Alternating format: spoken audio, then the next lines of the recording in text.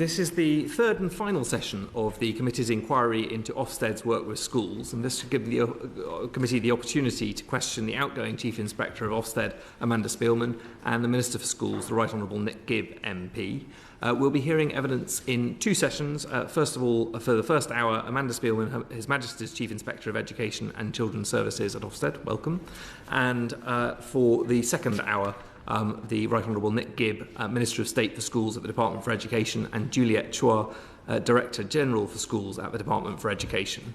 As we've stated throughout this inquiry, I need to remind everyone here and members that the case of Ruth Perry is still before the Coroner's Court, and we don't wish to interfere or unduly influence that important process. Inquests aren't discussed in Parliament whilst they're open, as the matter is still considered sub judice. Chief Inspector, I understand that you wanted to make a brief opening statement. Yes, thank you for giving me that opportunity. I wanted to talk about what I've done overall for school inspection in my 7 years at Ofsted. First, we've built a new evidence-based inspection framework that really does have wide support in the sectors we inspect, and we know that the conception of quality it embodies is respected and valued in schools. And secondly, and within the limits of government policy, which gives Ofsted only a diagnostic role, we've reframed the process of inspection with professional dialogue at its centre to make it as valuable and valued at the receiving end as we can. And thirdly, we've improved and extended the scope of inspector training. We've done this to make sure that all inspectors have the same platform of up-to-date knowledge of education as well as a good understanding of the framework. And we make sure that inspectors really understand the importance of consistent application of the framework. And we've reinforced all the other quality assurance mechanisms that help bring high levels of consistency to a human judgment process. And we've got good evidence of all of these. And with school results once again available to us after a 2-year gap, we can also see that the overall relationship between school inspection outcomes and published results is just as strong as it was under the previous framework. We're also now routinely told that inspection feels more collaborative, more supportive. We're very open about how we work and highly responsive to feedback. We work extremely efficiently on a tight budget, which necessarily means a small inspection footprint. Relative to school budgets, school inspection gets about a quarter of what it was allocated 20 years ago. And compared with other school inspectorates elsewhere and adjusting for country size, we have about a quarter of the number of inspectors. To put that in absolute terms, what we spend on secondary education, for example, including not just inspections themselves, but the training, the thematic work, all overheads, that works out at the budget of about one largish secondary school.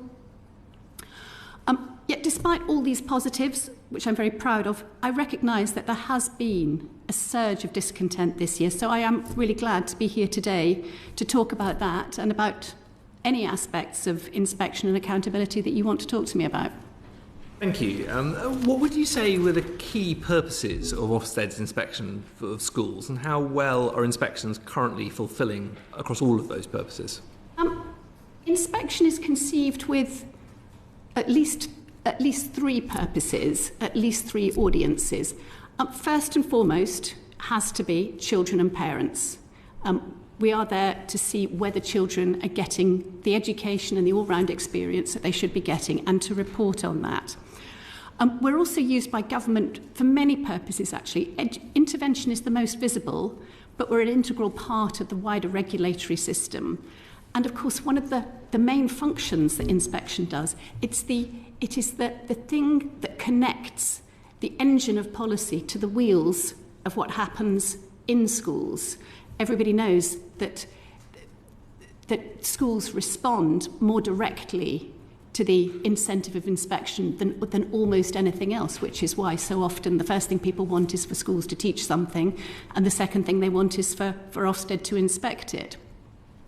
And the third purpose that we've given a lot of thought to within the constraints of this diagnostic role assigned to us is how to make sure that inspection acts as a force for improvement, how to make sure that the professional conversation at the heart of inspection really has value for the people who take part in it, that it doesn't just get to a valid and reliable judgment, but that it also acts as a waypoint in that process of developing and building schools. But at the end of the day, our job is to identify what's good and to point out when things aren't right. And it is really important that somebody in the system can do that job of pointing out when things aren't right. And the committee, heard yesterday we had a very interesting discussion with a number of current and former inspectors and heard a number of concerns and views from them. Amongst those were that there is a real challenge with trust in the system at the moment, and a concern that has been so particularly strained since the end of the pandemic, and particularly strained with primary schools. Is that something you've acknowledged in your comments, some of the discontent that we've heard in recent months? Is that something that you recognise, and where do you feel the solutions are to that? Well, I absolutely do recognise, if I can talk very quickly, because I think there are several strands here that do deserve to be aired, and the rest of the discussion would be better if I talk about them. I think first, and particularly about what's different this year. So I think you've heard a lot about consequences from a lot of directions. A lot of people clearly do dislike or resent the fact that a poor inspection judgment can lead to a change of control for a school. And that's even though this DFE policy is clearly aimed at making sure that children's education is as good as it should be. Now, it's not new that people dislike that, but the introduction of the additional policy of intervention on a second requires improvement judgment is new, and it has clearly raised the stakes for schools and for MATs, and we do feel that and see that pressure coming through into inspections. I think the second thing, you just touched on, schools are unquestionably having a hard time dealing with the aftermath of lockdowns and all the different kinds of harm that they've caused. And I think there's a sense among schools that it's unfair to be held account publicly when they're working so hard with such difficult issues. And I think that people either don't know or perhaps don't want to believe that school performance is inspected and judged and reported on in exactly the same way as the rest of education, as all of healthcare, every kind of healthcare service, as social services, as the police, as prisons. There's really nothing that Ofsted does that is in the slightest bit unusual in that context. And I'm not a policy maker. It's for government to decide if it wants to change that whole framework of public accountability. But I think we're feeling a bit of a push from the school sector for exemption from that framework. The third thing I think sort of follows that one, which is I think a sense that schools want support rather than judgments, and perhaps particularly the schools that have had the most difficult time over the last 3 years, or that more generally have the hardest job to do. And again, I think here Ofsted has a problem with a poor understanding of government policy, because for more than a decade we've been responsible only for diagnosis, and responsibility for support and improvement lies entirely with others. And I think that confuses some people, because there have been times when Ofsted's done improvement work, but we stopped having either the remit or the funding to do that sort of many, many years ago. So there's a narrative that I've heard from many directions that I personally could and should turn Ofsted into a school support service, which in reality would cut directly across a clear and long-established policy. And there's one very quick final thing. I do recognise that people sometimes simply want inspectors to be able to spend more time hearing their stories about the difficulties, about what they're doing. And again, perhaps particularly in the schools with the most difficult job to do. But this is, I'm afraid, where we do currently bump up against our resource constraints. No, thank you, and I think that question of resource and focus is one we'll come back to. I just want to ask as well, one of the other bits of feedback we had from our meeting with inspectors was obviously that the successive changes of Chief Inspector and of framework have led to what they see as something of a seesaw effect sometimes in terms of the approach of Inspectorate. And I wonder, during your time as Chief Inspector, what have you learned? What has changed in terms of your attitudes to inspection? What have you learned from the job that perhaps you wish you'd known at the beginning? Well, I agree that stability is really valuable. I arrived as Chief Inspector at a time when the sector was sort of in revolt, when it was very clear that the incentives of inspection were operating in some very undesirable ways on schools. There was no question that a change was very badly wanted. The framework had changed several times in quite quick succession. I think the last time in 2015. But I decided to do it once and slowly and carefully. So we introduced the new framework in 2019. 2.5 years after I came, we took time to build up the evidence base and to consult. And I think for the first time, it was a framework that was truly built off the evidence. A lot of time went into that and into talking to stakeholders in all directions. And the kind of feedback I get on it are that it goes with the grain of what people in schools think they ought to be doing. That it steers them towards the things that actually matter most for children, so they don't feel a conflict in the same way between doing well on inspection and doing well for children as they might once have done. So I'm absolutely with the keep things slow and steady. And two things I will say. One is I've never had anybody ask me to revert to a previous inspection framework or to bring back a big element of one. And the other thing that I was really pleased about was post-COVID, when we were restarting, it was clear that there was the overwhelming message from the sector itself was, please stick with this framework. We don't need an emergency framework. This is the right direction. And that, I thought, was actually quite a strong endorsement and really fitted with my instinct that continuity, evolution, time for people to adjust, progressive iteration off a strong evidence base is a good way to go. And working off a strong evidence base requires consistency. Yep. And obviously we've heard a lot of debate and concern from academic circles, particularly about the consistency and reliability of inspection judgments. You've talked a bit about training, but what other steps does Ofsted take to ensure that inspectors are as consistent as possible in making their judgments? And what research have you undertaken to assess the level of consistency? There are a lot of different aspects of consistency, first of all. There's consistency between inspectors, consistency with other measures, consistency of process, and people tend to conflate those when they're talking about inspection. But it really matters, and we put a lot of time into it. So I'm going to have to talk at a little bit of length on this one because it's really important. So first of all, how do we achieve consistency in a human judgment process? First, by having a strong construct of quality in a well-evidenced framework.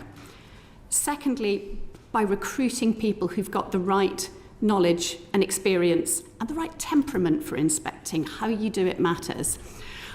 Training them really well. They need formal training sessions. They also need time working with and observing peers. You align standards in a human judgment process by people being with each other and calibrating relative to others. You give them good support on inspection, making sure that when they encounter tricky issues, they can always talk to colleagues on site or to colleagues on a duty desk, that they really feel that the whole organisation is wrapped around them when they come across anything they're not totally confident in dealing with.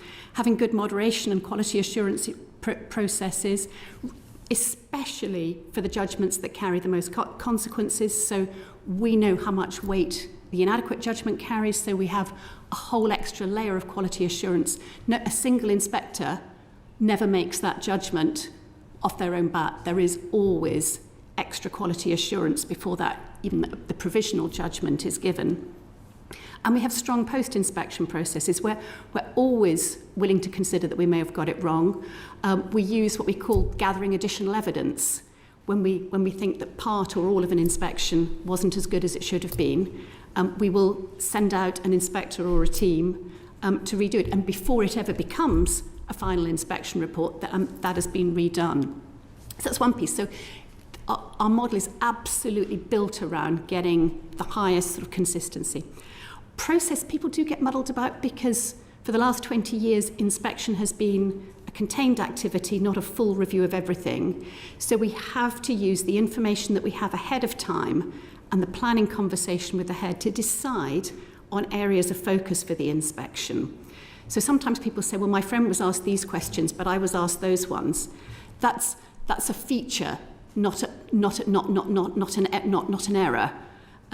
We focus on the things that we think will most need to be covered in that inspection, and we have to do it in the time. I mean, some school leaders and inspectors have raised the concern that that results in a sampling approach rather than necessarily one which is... It's a necessary consequence of running a very small model of inspection.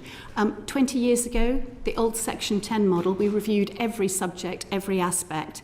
It's a government policy choice. I have to work within the space I've got. When we were setting up EIF, we tested the sampling and concluded it did give sufficiently reliable results. But I want to get on to the outcomes as well. Okay, well, I'll let you do it. But I just wanted to ask as well, because one other concern we've had raised, particularly from academic circles, was that the research into consistency of inspections is made more difficult by the lack of available data.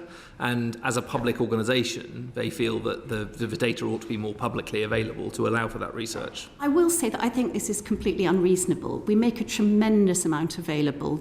We publish every month a spreadsheet which has every detail of every inspection. There's a thing that we have been asked for, which is a lot of very personal information about inspectors. And we've looked at this very carefully, there have been discussions with the Information Commissioner as well, and we think what we're being asked for goes beyond what it's reasonable to give about our individual inspectors.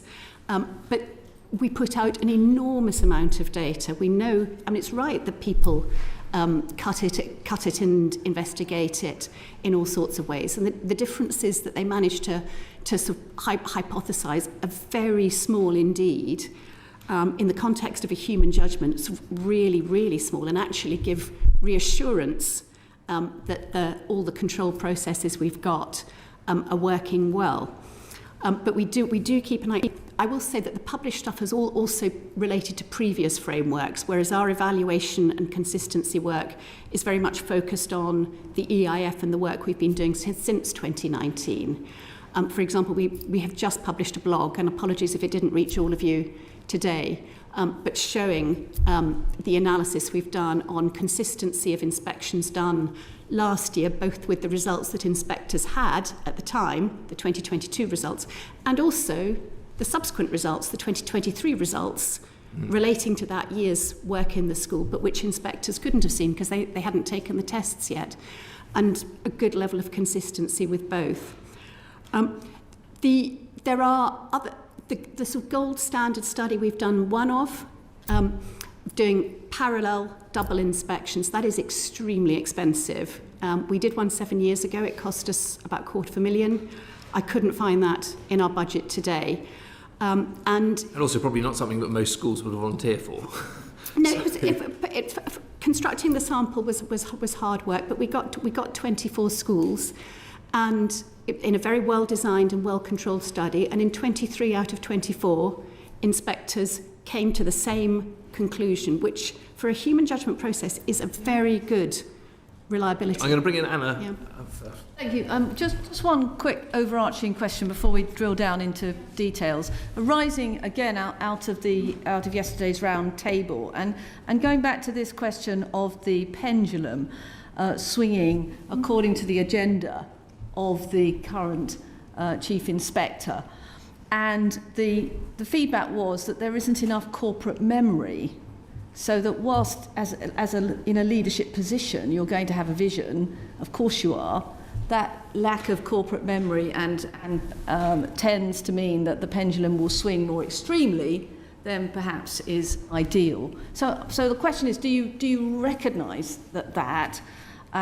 Do you view it as a problem? And if you think that there is something in that, how could we rearrange the system, particularly as we're about to change inspectors, to minimise that? I think corporate memory is actually a strength in arm's length bodies relative to central government departments, because people typically stay in the arm's length bodies for much longer periods. Sitting behind me, I've got my COO who's been with Ofsted, who came with the Adult Learning Inspectorate in 2007, my retiring National Director of Education, who I can't remember which year, but it was before 2009. Our new National Director of Education, Lee Austin, sitting behind me, has been with us since 2009. So there's a lot of continuity in senior roles. The other point I will make is that I did something that I don't think my predecessors have necessarily done, which is I did not make the inspection framework about my particular interests and preferences. I said I thought that was something that Ofsted needed to move away from. So we set out to build the evidence base around the testable, the aspects of education quality that are testable on inspection, and to build a framework around that. So we published the evidence base so that it can be iterated as more emerges. And the framework is designed to iterate as that evidence base updates. So I think we've exactly addressed your point, Anna, by building the framework and the underpinnings that way. And the curriculum research reviews extend that through into that approach through into subject teaching. So what I leave behind is not the Amanda Spielman sort of preferred approach to education. It's a broadly constructed and broadly supported concept of quality that I think should be able to iterate. Thank you, that's very helpful. Thank you. Can I bring in Nick? Thank you for coming in today. We've been told that the Ofsted reports are too short and too generic to be useful to either the schools or the parents. So there's two questions that come from that.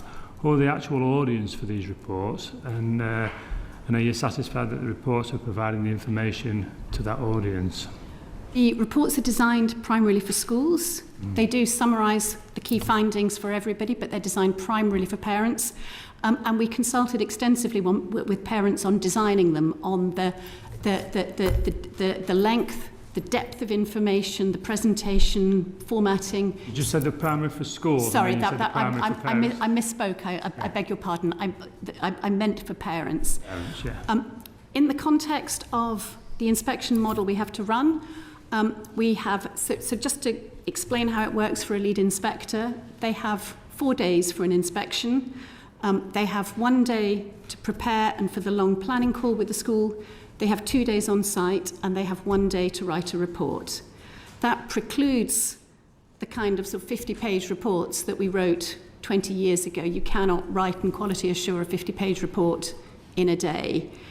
So we concentrate the reports on making them as good as we can for parents. We know that parents have huge awareness of, I think 8 out of 10 parents are aware of a school's inspection judgment. A very large proportion look at reports, probably far larger than ever look at their GP's inspection reports, say, or even know their GP's inspection judgment. For schools, the main feedback is given is given orally in the meetings at the end of the inspection, which are attended not just by the senior leadership, but by governors, by local authorities where relevant, by MAT representatives.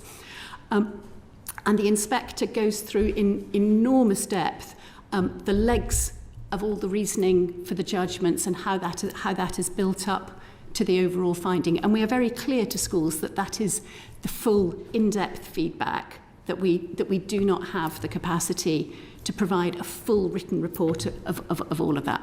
But we do everything we can to make that reasoning absolutely explicit and transparent, and to give people the chance to capture it in that meeting so that they can reflect on it at more leisure.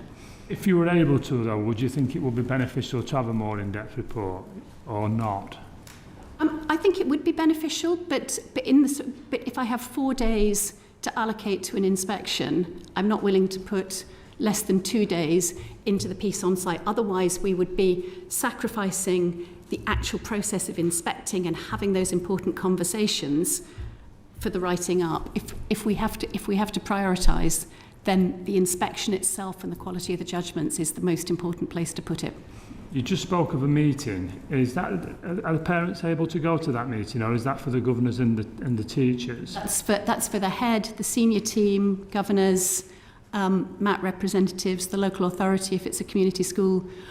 Parents are not included in that meeting. I believe your predecessor thought it would be a good idea to have a meeting with the parents. Is that something that you would encourage? When a judgment is made, well, first of all, that final feedback meeting can be quite high stress for heads, obviously.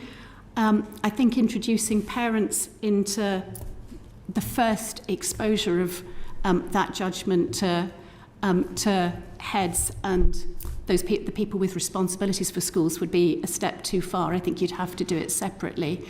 I also think it's reasonable to expect that the judgment be at that feedback meeting, the judgment is provisional. I think it's unrealistic to give the parents the provisional judgment. I think the school needs the chance to have those processes, those steps that we do give people to say, hang on, I don't think this is right, or I think the inspector didn't look at this thing that they should have done, before it's presented to parents as the Ofsted judgment. So it would have to be a separately funded activity to send inspectors back when the inspection was final to meet parents, if that was something wanted. that you would like to do, or is it something that the school could just do itself? To be honest, it's not as well. Schools do often talk to parents about inspection, but it's not something that I could simply add into the existing model, because it would need a day or half a day, probably a day of inspector time to prepare to go to the school, to hold the meeting and return. So it's not something that's ever been floated before, to be honest. I was quite surprised when my predecessor threw that one in. Caroline, can I be honest? I think I was quite surprised by a few of the comments your predecessor threw in, including a wholesale dismissal of the 9 in 10 schools graded at good. So I didn't get the opportunity to ask what inspection superpower he had to see through walls.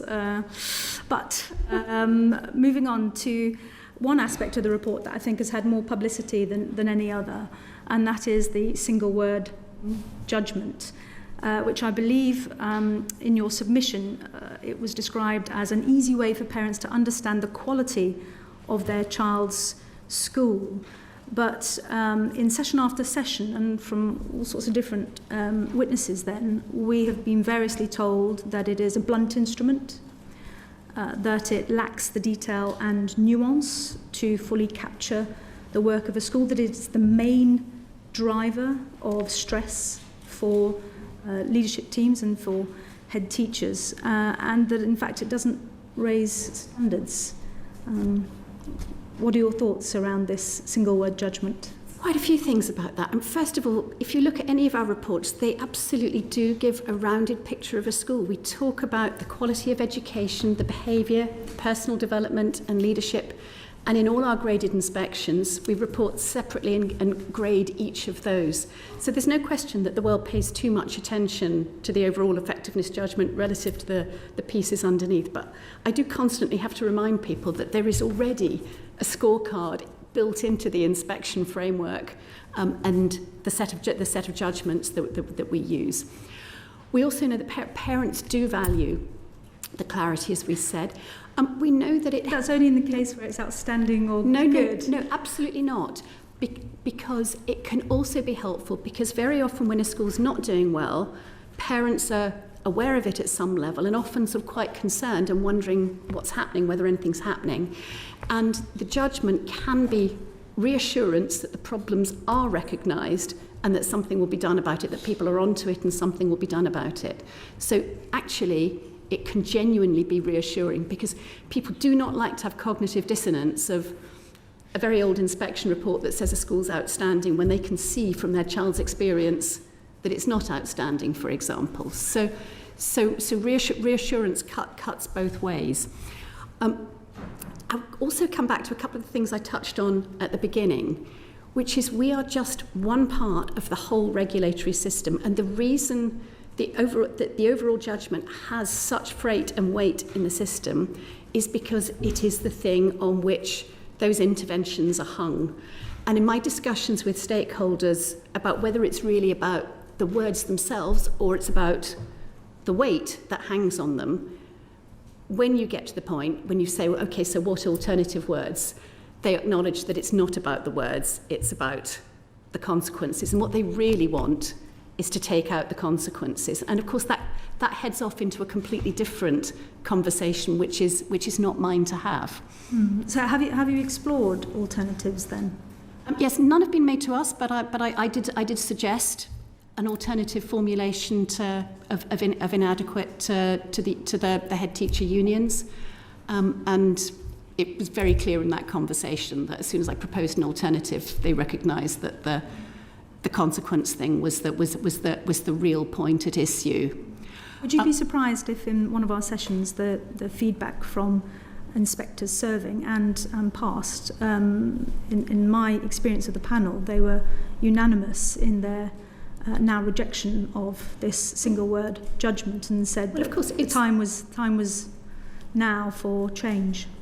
But it's not a change I can make, because I would be deliberately thwarting a regulatory system that hangs off it, and then the regulatory system would be hung on something else, and that would become the new extreme pressure. Case to make for that change, from your experience within. But then what would become the new lever? Would it be the leadership and management judgment? Would it be some sort of point score averaged across the judgments? Something else would start to carry the same weight. So I think these people who've inspected and who recognise it's a very tough, our inspectors are excellent and do a very tough job. Some of the people you've talked to probably inspected in an era sort of before the modern regulatory system and academisation orders existed, and are basically wanting to recreate that well. But as I said, that's not for me to create. My very last point in terms of these single word judgments, is it credible? Is there not a deficit where a school can be deemed requires improvement and just a matter of weeks or months later can be good? No, it seems a huge chasm in terms of how that is interpreted. Absolutely not. It's a fine line. Schools are on a continuum. A school that's judged requires improvement, maybe sort of just one side, and another 3 months on, it can absolutely. So the single word doesn't really do justice then to the good work that's happening in the school, if in such a short period of time, by addressing one particular area or one particular sort of department or one particular aspect of leadership, it can dramatically change, because there is a chasm, is there not, between requires improvement and good. That's the intervention threshold. And one of the reasons for maintaining a system of multiple grades, not just a pass-fail, is that if we had a 2-grade system, there would be even more weight and pressure on that boundary. But there is always a trade-off between the clarity that grades offer and the downsides of the fact that two inspected entities can be pretty close but on opposite sides of that line. There's exactly the same challenge in exam grades. When the GCSE reforms and A-level reforms were going through, one of the things that was considered was whether to go for sort of point scores with error bars rather than grades, but the sort of feedback came back that actually for all the limitations of grades, people preferred them. And again, we sit with CQC, Prisons Inspectorate, Police Inspectorate.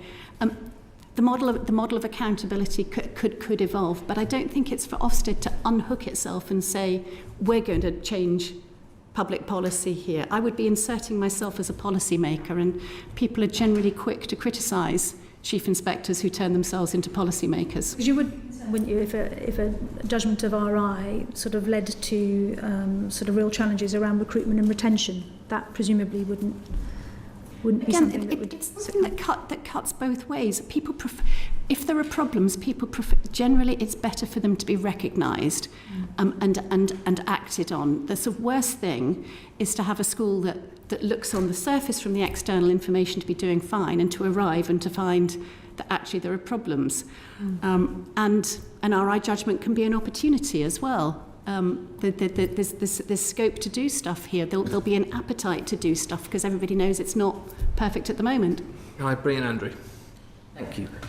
One of the concerns that we've had expressed to us repeatedly during this inquiry so far is Ofsted inspectors lacking the relevant expertise for the school types and the subjects that they're supposed to be making what can be a very important and pressured judgment upon.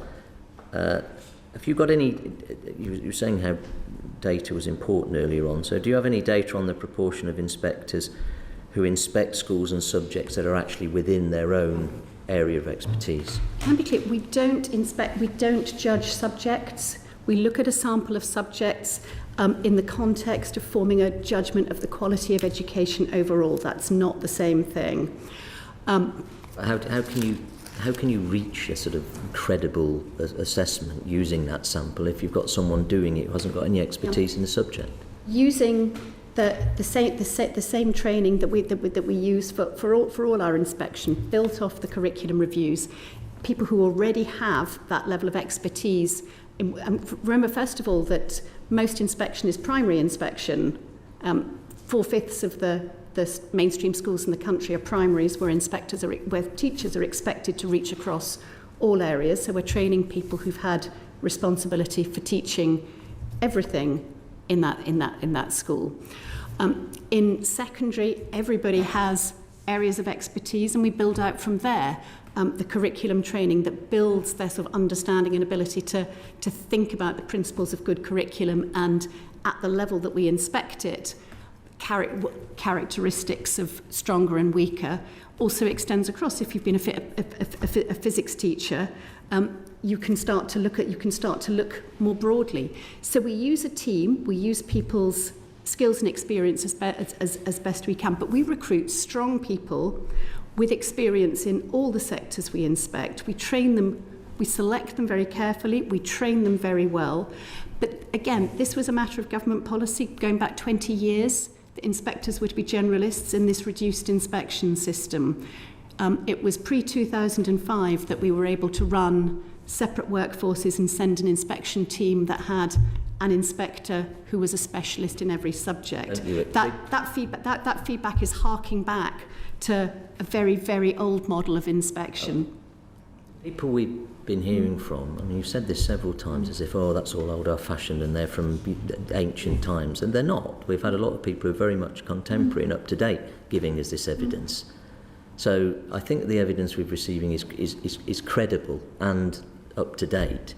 And I just wondered whether you acknowledge the preference, at least, of having subject or age-level relevance within the expertise, and when you identify that is out of balance and there are too many people in one subject inspecting ones that they don't necessarily have expertise in, what steps you've taken to try and redress that balance within the team? It works slightly the other way round. And first of all, and we have a mix of people in our inspector workforce. Our schools workforce works across primary, secondary, special. We also have to cover teacher development and alternative provision.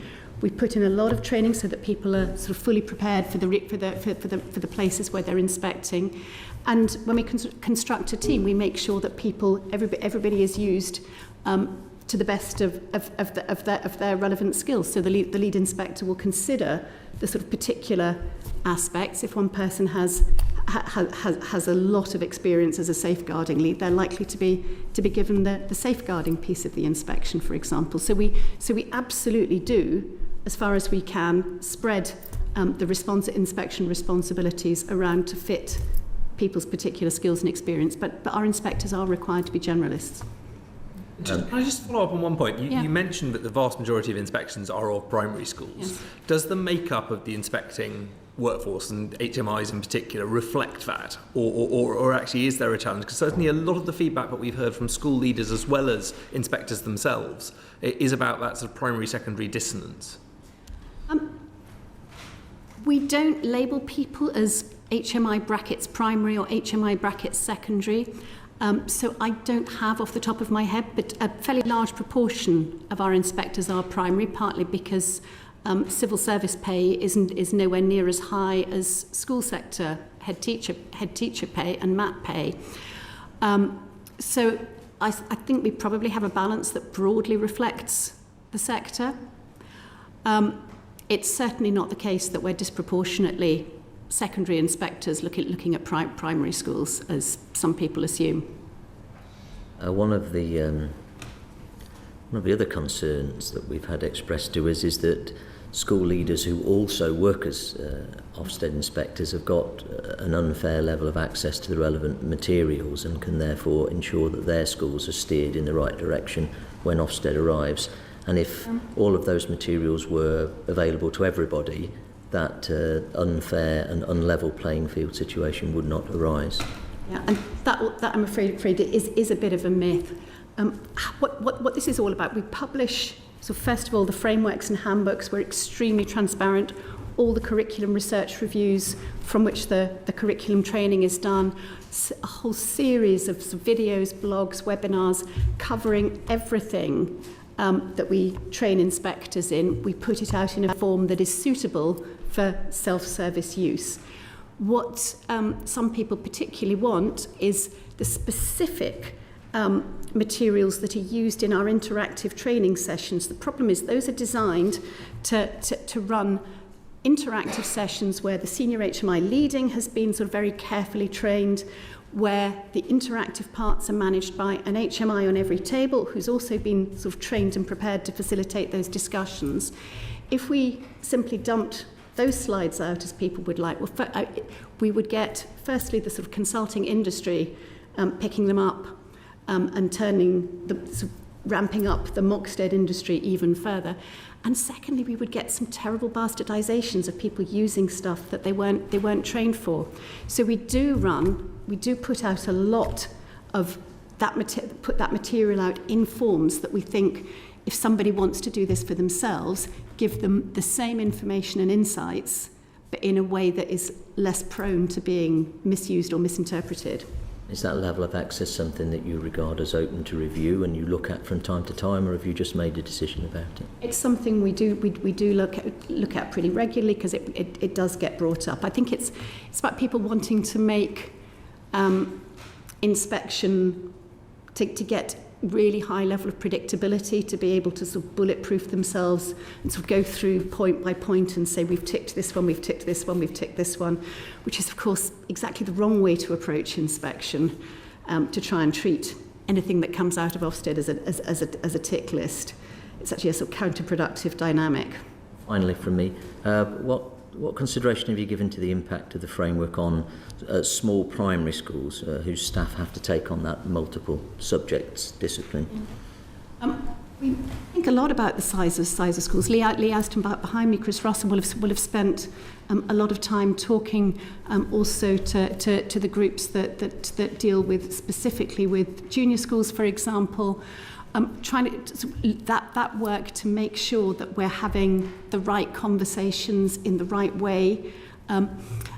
It is just as important for a primary school that they're doing things that are worth doing with children, that they're actually teaching them things. Sometimes people are very concerned about how caring primary schools are, but forget it's also 7 years, which is it's half of children's school life, and they can and we should expect them to learn a lot in that time. So however a school organises it, and primary schools are not typically run and organised like secondary schools, however they organise it, they do need to make sure that what children are going to be doing and learning through that time has been mapped out in some way, and that there is some kind of mechanism that makes sure that that's happening and that people understand and adjust where it doesn't work. So we're very flexible about how we look to see that, but we do need to see it happening. But you're alert to the danger, which is a danger of 21st century Britain all over, whether it's planning for housing or education, of process-driven activity, which smaller entities don't always fit in as well to, because they don't have as many specialists to make sure they fit into the process. Absolutely. And so one of the principles for minimising workload and maximising the sort of flexibility is having no requirements whatever for what schools need to show an inspector beyond the things that DFE requires them to do. So we want to work with whatever schools work with. That's a really clear principle. I mean, I was horrified a few months ago when I went to visit a teacher training course at a university and I had a meeting with a group of trainees who just finished their first placement. The number of them who'd been told that they must do things because Ofsted, several of them had been told that they must do absolutely full lesson plans for every lesson because Ofsted would want to. This is completely untrue. It's never been true. Well, in living memory, it hasn't been true. And I'm really concerned that people use us as a way to push junior staff into doing more work than they need to. We'll come back to the issue of workload. I want to bring Miriam in, though, on... Thank you. Quite a lot of what we've heard about how Ofsted operate, it seems to be driven by limited resources, quite frankly, and what you can actually do with the resource you've got. So thinking about the frequency and depth of inspections, what we've heard a lot is, well, we can't inspect more often, or we can't inspect in more depth, because this is just, this is the resource we have. We've got to spread it over the number of schools we've got to inspect. So firstly, do you think that's broadly correct? But secondly, if resource was no object, what do you think is the optimum length of time between inspections, and how much of a deep dive would you do? And in schools that do particularly well, would you extend the period before the next inspection, or do you think the regularity is an important part of accountability? So the statutory requirement at the moment is to inspect every 5 years, and that's broadly what we're funded to do. We try and do it a little bit more often than that. So that's the starting point. Clearly, we have to fulfil our legal responsibilities. Inspection shouldn't be a sort of roller coaster where one's done and the next one is sort of already on the horizon. And it's most schools exist in a sort of wider landscape and a sort of mat with planning, improvement work, some sorts of local authority processes or part of collaborative hubs. To do things, to change things, to improve things takes time. To work them up, to embed them, to get them right, to iterate where you haven't got them quite right.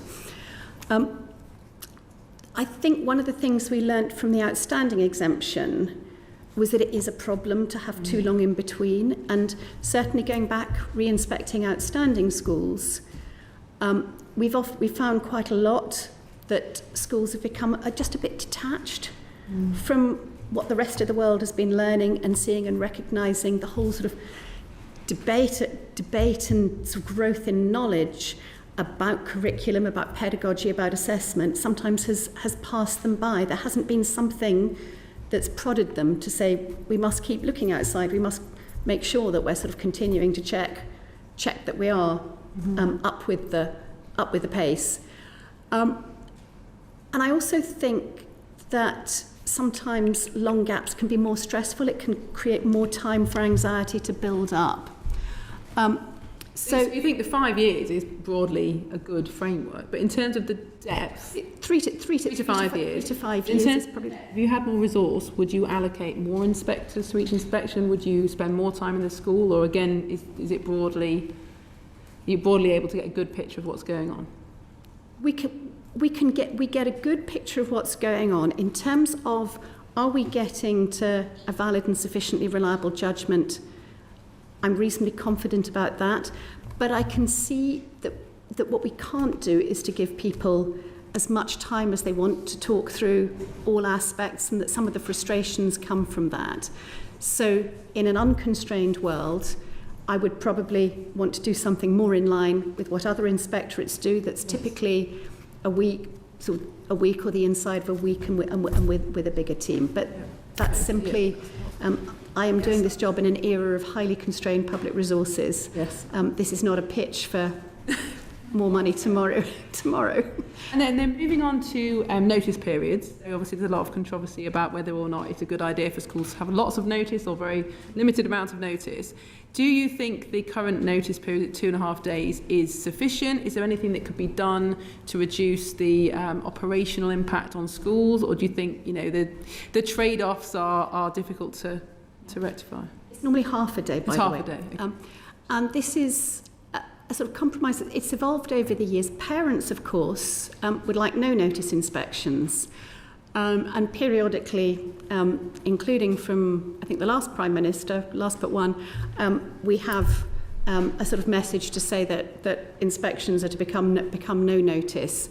And typically what happens is people work through the practicalities and realise that in so many cases, heads or governors will be off-site for some reason or something, that you will have a disproportionate number of inspections that either feel unfair because people who really should have been there simply couldn't reorganise at the last minute.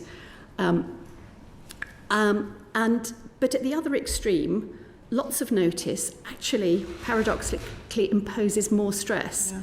There have been eras in the past when it's been many weeks of notice, and depending on the head's anxiety levels probably. Sometimes staff have been worked absolutely flat out for many weeks to have everything absolutely perfect to a sort of inhuman degree. And that's not good for anybody. So actually many people tell us, and this is something we do regularly talk to stakeholders about. It's something, the kind of thing that we do discuss with unions. But on balance, for most of the staff in a school, having a very brief period of notice is probably the kindest. It probably means sort of one intense evening rather than several weeks of their life. Do you think there's any argument for fixed term inspections? So, you know within a month period, so every 5 years in May you will be inspected. Do you think there's an argument for that? I think that's a very slippery path. And the reason is, to go back to what I said at the beginning, one of the functions of inspection is to be that lever that encourages people to do the right thing. If you are certain that for 4 years you won't be inspected, then you can take all the shortcuts, drop all the things. If you're a primary school, drop all the trips, the science, the history, the art, and just in year 5 and 6 and just say we're going to do nothing but English and maths all day, every day. Do that though, because obviously there's a data report every year that you can't. Yeah, but they'd make the data report look, but they might do the things that make the data report look better, but sacrifice the quality of education. And I've had maths acknowledge to me that is what would happen. Yeah, interesting. So this is not just me. I've had people in the sector saying they know that's what the world would slide into. Thank you. We're going to have to make some progress, and we are going to overrun slightly, so I can ask for short answers wherever possible, please. I will do my best. You stated in your written evidence that Ofsted is fully committed to reducing workload for teachers and leaders, and you've already made the point about some misunderstandings, perhaps, of what Ofsted requires. But what steps have you taken directly to reduce workload, and what has the impact been of those?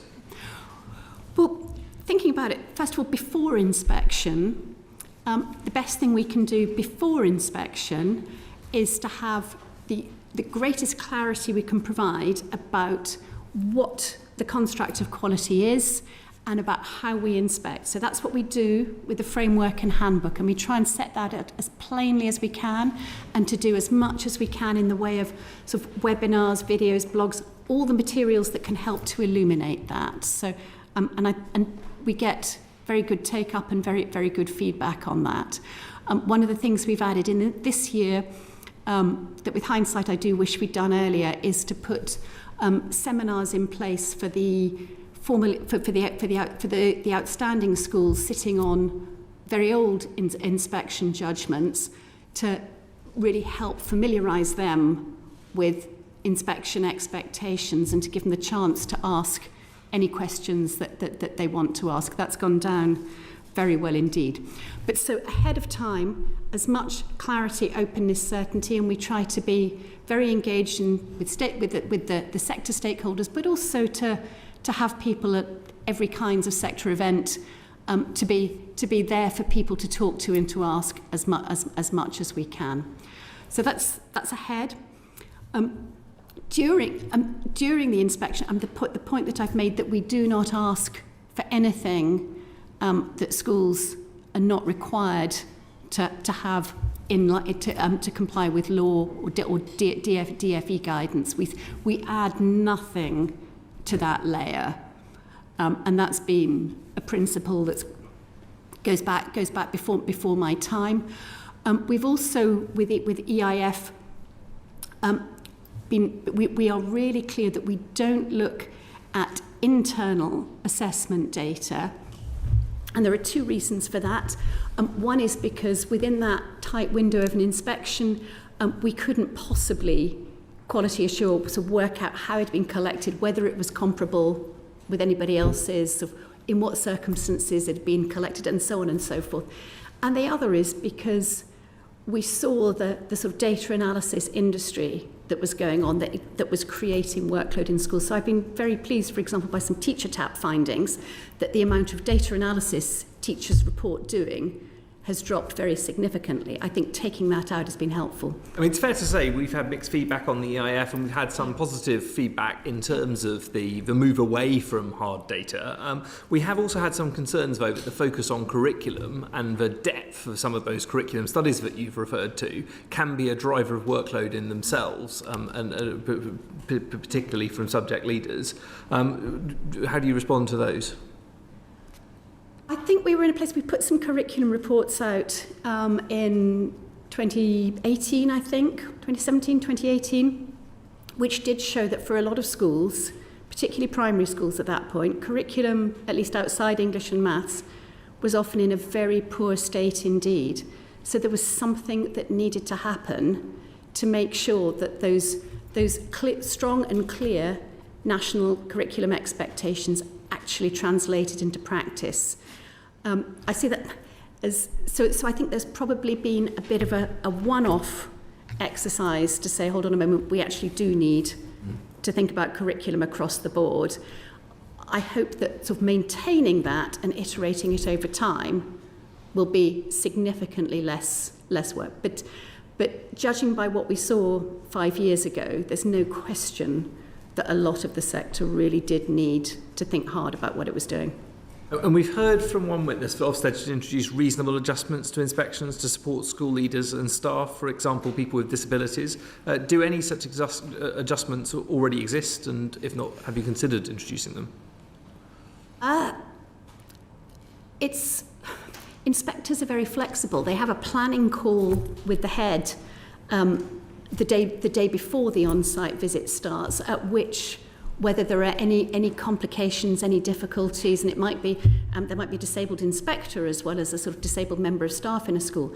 But I would expect anything like that to be surfaced in that planning call, so that the inspector is on notice if there are things they need to be careful about or sensitive about. I can think of cases, for example, where an inspector's been warned about that one of the senior team has recently had something very difficult in their personal life and may be feeling particularly fragile. It's very helpful to for inspectors to have that knowledge.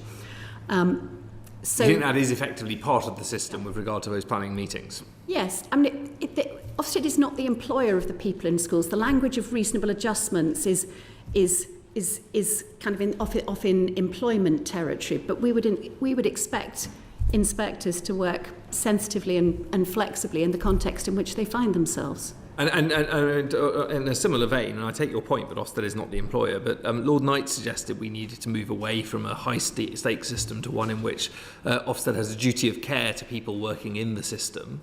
I take the point you've already made about high stakes not necessarily being the gift of the inspectorate and that being partly a policy decision. But with regard to that point about a duty of care, what's your response on that? We hire inspectors for their bedside manner, as well as for their knowledge and experience. We know that what makes a good inspector is somebody who can make the conversation about the person at the receiving end, not about themselves. And your typical inspector is a very modest and a very conscientious person who unquestionably, by default, brings that care. And the feedback we typically get, and I will remind you, we get extremely positive feedback. We get over 90% of people expressing satisfaction with their inspections, both in the fairness and in how it was conducted. And people have challenged those surveys on the basis that they're conducted during the course of an inspection. They are not conducted during the course of an inspection. The link goes out with the final inspection report. This is a myth that is being circulated to try and discredit that survey, and it is unreasonable. We do publish this in our annual report and accounts. I'm very clear that link goes out with the final inspection report. But to come back to your original question, inspectors conduct themselves sensitively, carefully. They've all been at the receiving end. They understand the impact that inspection has. They approach these sometimes very difficult conversations with great care and sensitivity in the main. Of course, there are occasions when it's not right. We do everything we can to put that right. We monitor and make sure that any individual who needs additional training gets it. But nevertheless, fundamentally, the kinds of people we want that we hire are the kinds of people who by default behave in that way. Anna. Outcomes. We've heard evidence from Ian Hartwright, the Senior Policy Advisor at the School Leaders Union, that Ofsted is unable to evidence the impact of inspection and that it's had several goes at this over the years, and I'm sure, but has been unable to evidence that inspection leads to improvement. I'm sure you'd like to comment on that. I will. Can I remind you first of all that Ofsted is not an improvement agency? That policy distinction that I reminded us of earlier on, that our job in the system is the diagnosis, other people have those responsibilities for support and improvement. But we do, of course, take a strong interest in whether inspection acts as a force for improvement in the system. And that's why we do the post-inspection survey. 9 out of 10 schools tell us in that post-inspection survey that the inspection will help them improve. We've added in a tracker survey 9 to 12 months down the line, which I'm afraid we're not yet ready to report on, but it will be in the next annual report. We have no reason to think that that's going to be showing something significantly different from what's shown in the immediate post-inspection survey. When did that survey go out, that 9 out of 10 schools said that... After every inspection, we send out a link to the post-inspection survey. I think in schools we get just under half of people reply. So it's a pretty high response rate. The reason I'm asking is that there does appear to be a patchy picture if you look at some of the reports. We've seen a report from the National Audit Office in 2018 which found that 44% of head teachers surveyed that said that their schools' most recent inspection had led to improvements, notwithstanding what you've just said about being a diagnostic agency. The following year, 2019, Ofsted itself did a survey of teachers, and that found that 50% of teachers disagreed that inspection had helped individual schools improve, which seems to fly in the face of...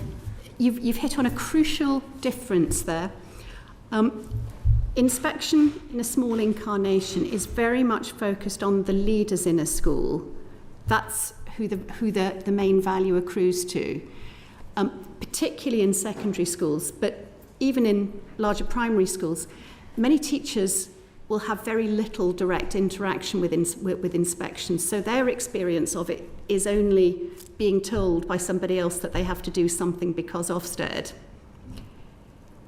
So I think you get a very different response from the people who have directly been part of an inspection, and particularly an EIF inspection, and those who haven't. And that's something that, again, is very... We are as transparent and as clear and communicate as much as we can, but I cannot directly involve every teacher in a school in every inspection. No, I can understand that completely, but were you or are you surprised at that evidence? 50% of teachers disagreeing that the inspection had helped schools improve, and only 27 said that they felt that it had improved. And would you like to evidence? I work in an environment where the biggest teaching union has been committed to abolishing accountability and inspection for over a decade and relentlessly pushes its members to be hostile to inspection. I don't think it would make a blind bit of difference what we did if we did things in different ways. I think that it's likely that absolute opposition would remain. So a great deal of negativity is pushed out at teachers from when they first start, and that is a really difficult thing to counteract. I think that's not positive, though. I understand exactly what you're saying. That of course, your role is going to result in hostility. But aren't there ways in which the system could be designed that would limit that? It's an interesting question, and perhaps perhaps it's not a question for me because I don't control the levers that might be tweaked or adjusted here. Within my scope, I think we've done everything that we can to make inspection as open, as constructive, as fair and as valuable as we can. And the kind of take-up we've got, for example, for our curriculum research reviews and reports, I think a while ago it was over 500,000 downloads of those. We get tremendous feedback about how useful those have been to subject leaders.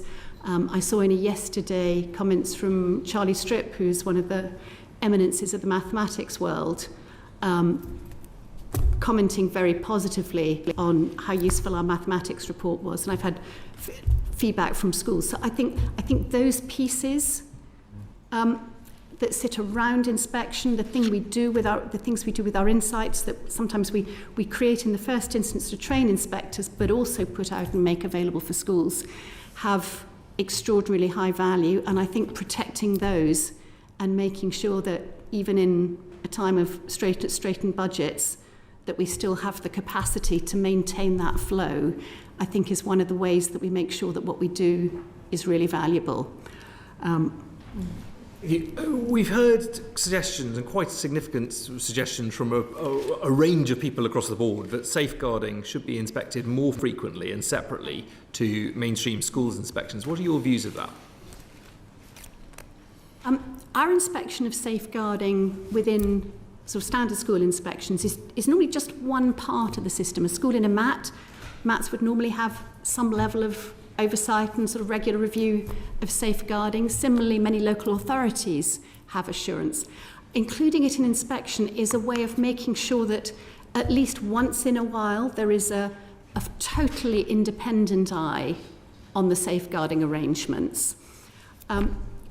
You could make a system where that moved to being entirely external, rather than relying on the sort of internal management oversight arrangements within MATs and local authorities. There are different ways to cut it. What I think is important is that there is regular oversight. I think when safeguarding goes wrong, I think that's sometimes because there hasn't been a regular eye on it, just to make sure that nothing is slipping in any direction.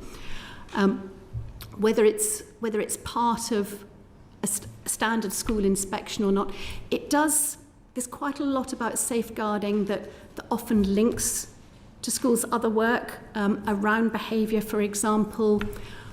It would be difficult to slice it out and say we won't look at anything safeguarding related without compromising some of the other parts of what really matters for schools. I guess, we've heard arguments that it could be looked at as part of a leadership assessment rather than necessarily as a separate issue, but perhaps another organisation other than Ofsted might be better placed to organise regular safeguarding inspections. You'd just be adding a whole extra layer of complexity and cost into the system, with schools facing another inspectorate as well, trying to get decent alignment. I know, for example, our work cuts across mainstream schools, special needs, social care, making sure that we have the join up within Ofsted across those. If you bring another entity into the mix, you've created another set of complicated interfaces touching on all of those.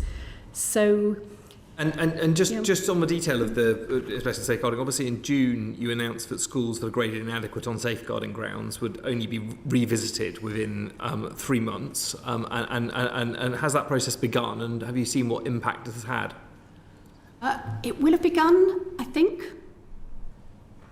I'm not actually sure. I may have to write to you about this because I don't know off the top of my head. I think it started in September. You may be able to see somebody nodding behind me that I can't. I do, yes. It was something we were very pleased to do. We used to do regular monitoring visits to all schools that were judged inadequate, and it was generally seen as something supportive and constructive. That was stopped, I think, at DFE request when the automatic academisation policy was introduced, because it was seen as unnecessary in that context. In practice, academisation typically takes quite some time to arrange. So I was actually delighted to be able to reinstate those visits for this set of schools. I think it is sensible and constructive, and safeguarding is one of those things that we know, if everything else is in good shape and people really put the effort in, you can often pull things back in a relatively short time. So do you expect that process to result in a number of schools getting a rating other than? Yep. Remember what a tiny proportion of schools this is in the first place. This is, over the last since September 2021, we're talking about 17 schools in total in the whole of England. There are rather more schools than that have been inadequate only by reason of quality of education, and I think many more that have been inadequate only because of behaviour problems. It's a high threshold to be judged ineffective for safeguarding. It typically reflects multiple serious failures.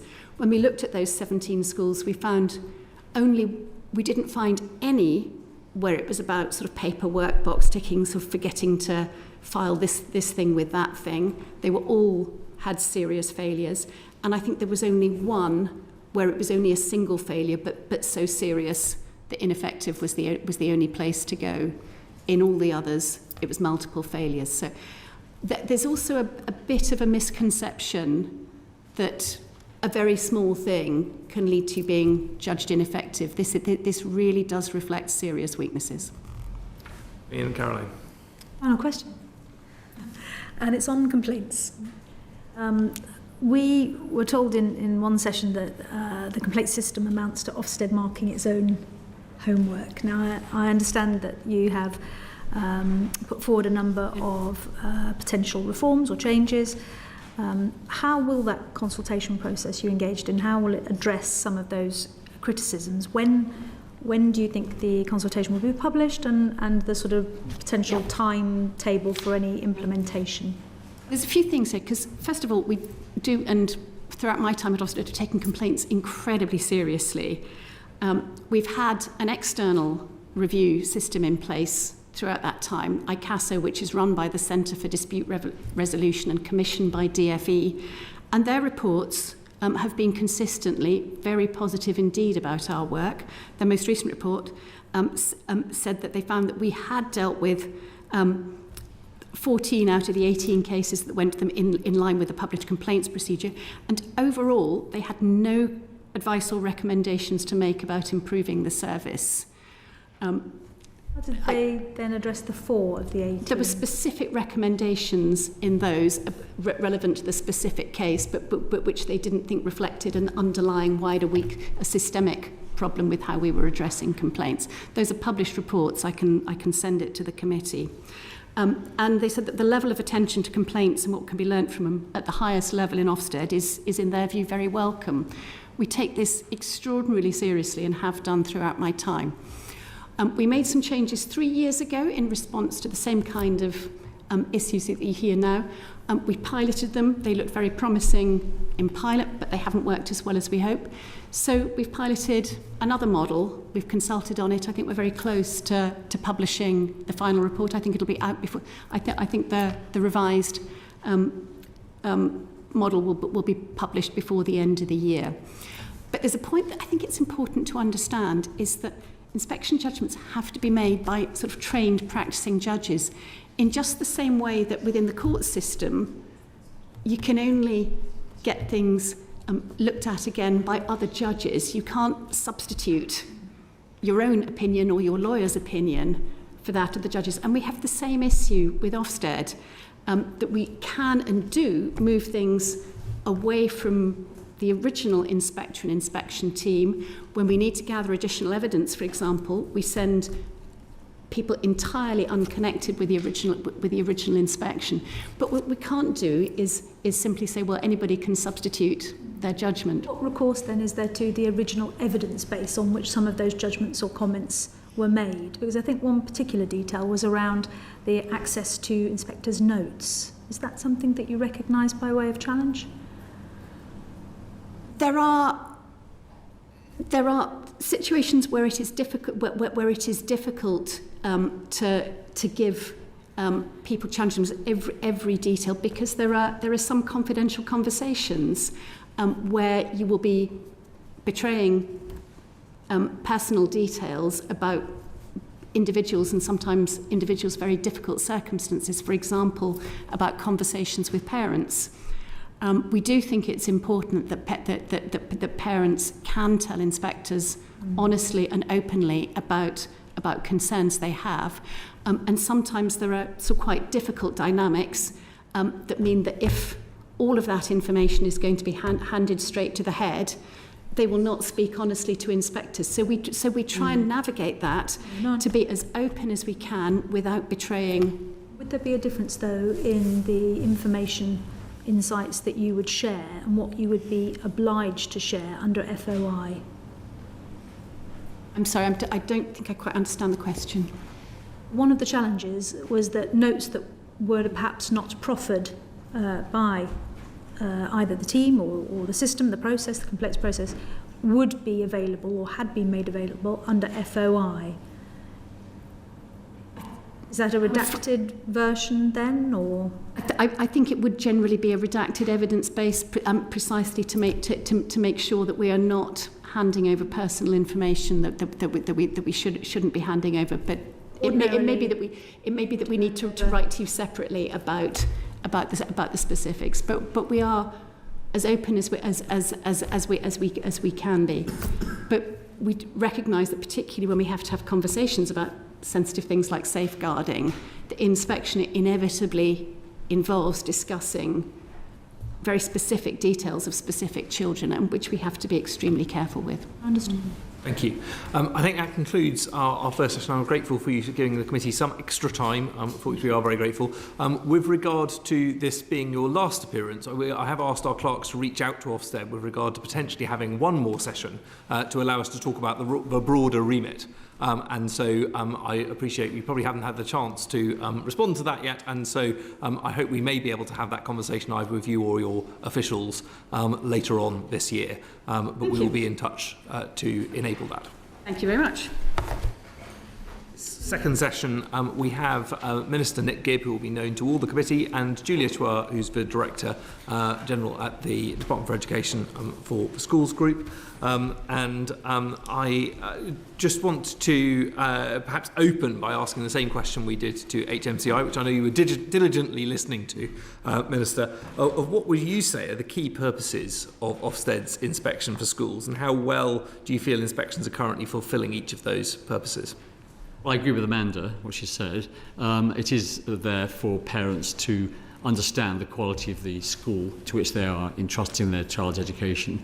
But from a government perspective, it has a very important accountability role. Combined with performance tables, the Ofsted grading is crucial in holding schools to account. We believe very strongly in the autonomy of the teaching profession. But with autonomy comes accountability, and the more autonomy you have, the stronger the accountability regime. So it's a combination of Ofsted inspections combined with performance tables of GCSE, A-levels, T-levels and so on, and SATs in primary schools that are the key accountability measures that we use. There's another role, of course, of the Ofsted judgments, which is actually we have a whole raft of school improvement arrangements, such as curriculum hubs and so on, the TCAF funding, and we use Ofsted judgments to make sure that the schools that we are using to help spread best practice are providing a strong education to their children. So it isn't just the lower grades that we're looking at, we're also looking at the top grades, the good and outstanding as well, to help us with school improvement across the system. And those are important systemic elements to how the grades work. I guess there is also this point about the role of parents and the role of parents in engaging with those. How well versed do you feel parents are in the detail of Ofsted reports as opposed to necessarily their headlines?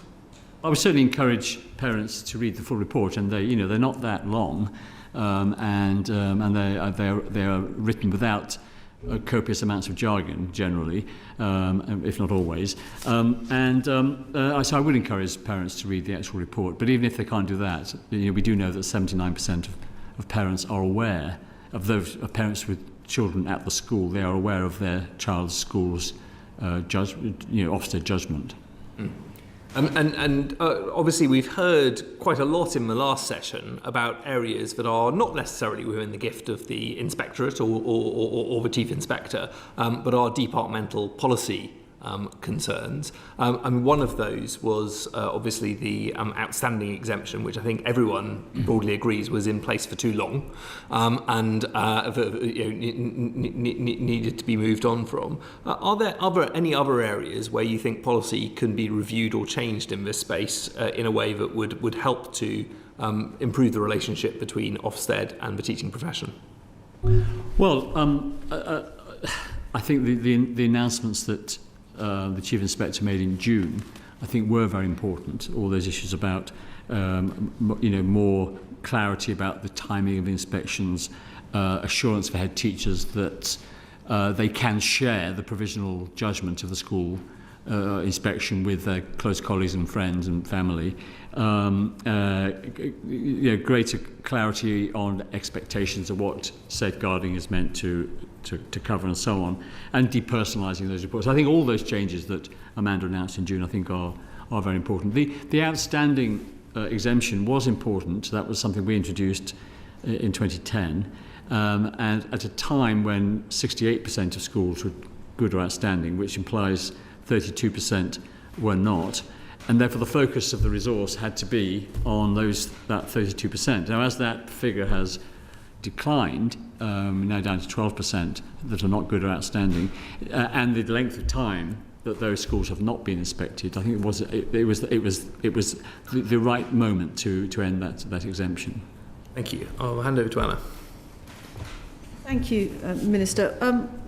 As you heard from sitting in the room, we were concerned to hear that there does not seem to be conclusive evidence as to whether inspection results in school improvement, and also as to the consistency and reliability of inspection judgments.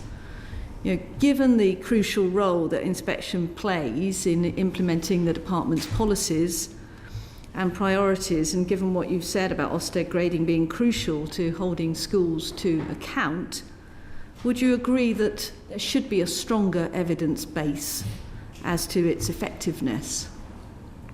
Well, I think, as Amanda says, I don't think Ofsted is there for school improvement. It's there as a diagnostic tool, and if it did engage in school improvement itself, there would be a conflict of interest, and its objectivity would be in question. Now, the reliability of Ofsted judgment is a matter for Ofsted, and I know that the brilliant work that Amanda Spielman has done in her 7 years in terms of improving the training, improving the quality of recruitment of inspectors, and the education inspection framework that she introduced and the school and the handbook that comes with that.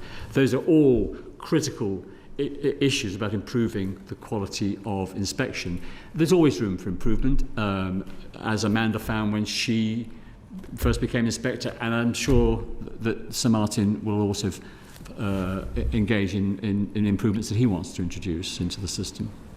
But you would expect, wouldn't you, if the inspection regime is working and the diagnosis is made on year one, you would be hoping and looking for improvement by the time of the next inspection. I totally understand the distinction between the diagnosis and the person doing the treatment of the patient, but you would expect, wouldn't you, to see that there is a change in the diagnosis between those 2 points? Yes, you would. And if you look at 2010, when 68% of schools are good or outstanding, that today is 88%. And I think that reflects genuine improvement, because we know that standards have risen in that period, and we know that because England schools have seen their scores rise in international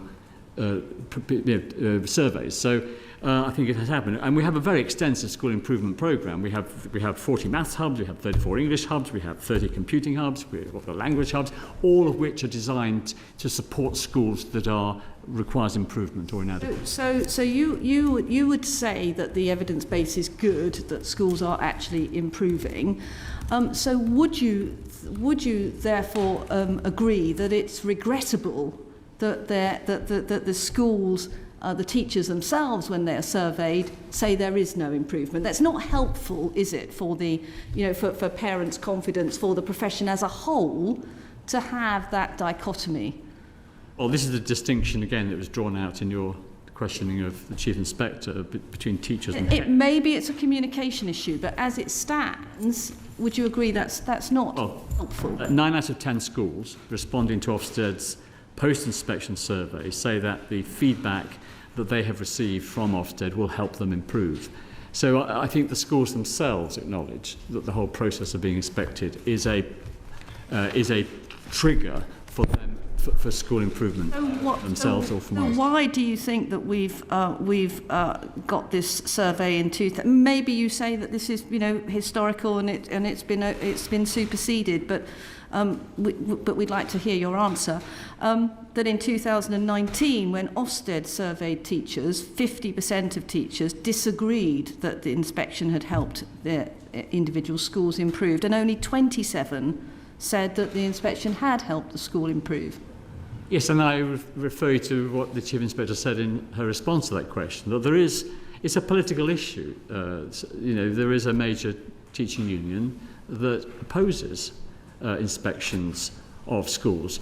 But if you want to have a school system that has where teaching of reading in this country is the 4th best out of 43 countries that tested children of the same age in the 2021 Pearls survey, if you want that result, you need to combine autonomy, professional autonomy of teachers and schools with strong accountability. And strong accountability does bring pressures. I absolutely acknowledge that. It does bring pressures. But without that pressure, I don't believe we would see the kind of improvements that we're seeing in our state. And you would expect me to completely agree with you that we want to see improvement, and to completely agree with you about the results that we've seen in improvement in reading, etc. But is there nothing more that could be done to try and bridge this gap, if you like, between a strong inspection regime and sort of the impression on the ground? Well, as I say, I think from the head teacher's perspective, you've got 9 out of 10 saying that it does lead to this helpful improvement. But look, if you listen to Amanda, you listen to Sir Martin, who I know you also had the confirmation hearings with him. They both want this process to be as professional, as well conducted, as with as little pressure as is possible, given the importance of inspection. They want this to be a pleasant experience for professionals in schools, as do we. But nevertheless, we do have to have a school inspection system. It's a key part of making sure that our schools are delivering a high quality of education for young people in our state schools. Whether you wanted to comment? Yeah, I think it's also just worth adding the amount of work that Ofsted have continued to do to try and address misconceptions of actually the impact of Ofsted within schools. So if you look at the handbook and the detail of the sorts of things that are currently at times considered to be required for Ofsted and the reality of actually what inspectors are looking for, I think that's really important, because sometimes teachers perceive that the activity they're doing is because Ofsted needs to see it. And so I think that is work that Ofsted continually does. The description of the webinars, all the demystification is because actually that's about making clear that school improvement is activity that needs to take place on an ongoing basis and is not driven directly by the inspection process. Just before we move on, in terms of this distinction between diagnosis and improvement, I mean, obviously a number of the former inspectors that we heard from in our session with inspectors did feel that improvement work was valuable, both in terms of retention for people there as an inspiration for people to carry on working for Ofsted. Clearly, some of those functions the ship has sailed in that those have been transferred elsewhere, and there is a role for MATs in improvement. There is a role for the department's regional directors in improvement. When we as a committee want to hold Ofsted to account, we can have an accountability hearing and we can hear from them. Do you feel that there's sufficient accountability for the department's regional structure, what were regional schools commissioners and are now regional directors? Well, regional directors and indeed regional schools commissioners, as they were previously named, are senior civil servants who report directly to the Secretary of State. So you are holding them to account now when quizzing me and when you quiz the Secretary of State. Okay, well, I think we'll take that into account for future accountability hearings and make sure that we have some suitably detailed questions on those issues. But I'll bring in Miriam. Thanks, Robin. So I'm going to ask the same question that I asked Amanda. Do you think that inspections are regular enough and in-depth enough? And if not, has there been any consideration of increasing the Ofsted budget, or is that just not possible right now? You can always spend more money. Ofsted is a sort of standalone department that negotiates its settlement with the Treasury. It has seen a reduction in funding since 2010. You know the pressures that public finances were under following the banking crash and the recession and the £150 billion deficit we were running each year in 2010. So difficult decisions were made across Whitehall. The only areas that were protected were schools, hospitals, NHS, and international development. Other areas, such as Ofsted, were not protected, and they did have to cut their cloth according to the funding that was available, and there has been a cash terms decrease and obviously a real terms increase. All I would say is that I think Ofsted do a brilliant job, notwithstanding those pressures, and over that period, 2010 to 2023, we have seen a significant rise in education standards in our schools. But do you think that frequency of 5 years-ish is about right, or is that determined by budgets, essentially? It is budget, but it's also to do with the pressure you're putting on schools. So if you were to send in, 20 inspectors for 3 weeks, A, that would be phenomenally expensive, but B, it would be a massive intrusion into the day-to-day life of the school. So you have to balance budget, you have to balance the pressure that it puts on schools. And I think the approach we take now, I think, is a reliable approach that we can rely on the judgments that come out of that. I don't know whether you want to add anything, if Juliet. I could add, at the point of each spending review, obviously the work that Ofsted needs to do in the coming period is negotiated with the Treasury directly. As Amanda described, the decision, the policy decision to revisit those schools that had previously been exempt was recognised as an additional cost to Ofsted, and so that was included within their funding. So an additional 23 million was included for this spending review period to cover that additional cost. So I think at each spending review there's a conversation to have about what the remit looks like and what needs to take place. Thank you. Caroline. Thank you. Minister, you'll be very familiar with the challenge and some of the arguments around the single word judgment, which has been variously described as high stakes, leading to sort of increased stress then, and also as a blunt instrument, because it really sort of fails to reflect context or the sort of progress that a school may have made. What are your thoughts on that single word judgment? I support it. I think it is the clarity that parents need. Although we encourage parents to read the whole report, most parents, have other pressures on their lives, not like us, poring over Ofsted reports.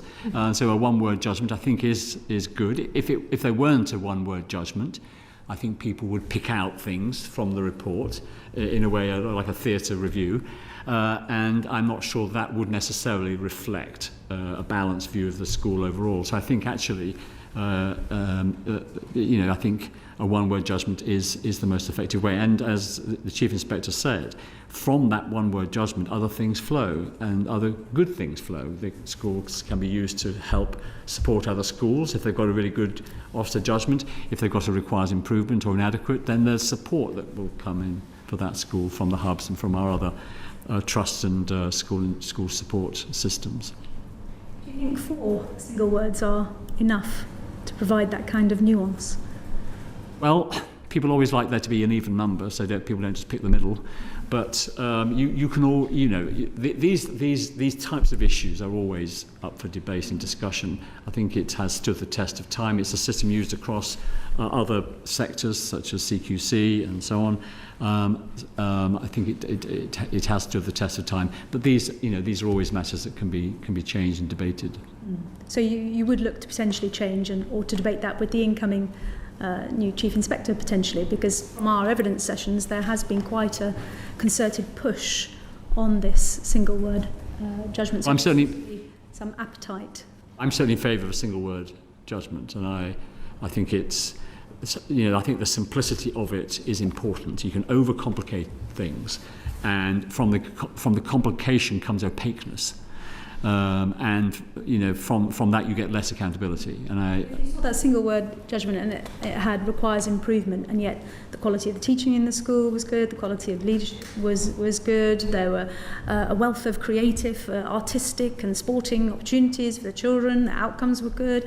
They were particularly effective for children from disadvantaged backgrounds, but there was an element of safeguarding, say, around a sort of technical question, which requires improvement. Do you think that requires improvement would do justice to the wealth of experiences and really positive things that a school could be doing? Well, I think safeguarding is really important. It's not something that... So do I, but does that one single word judgment...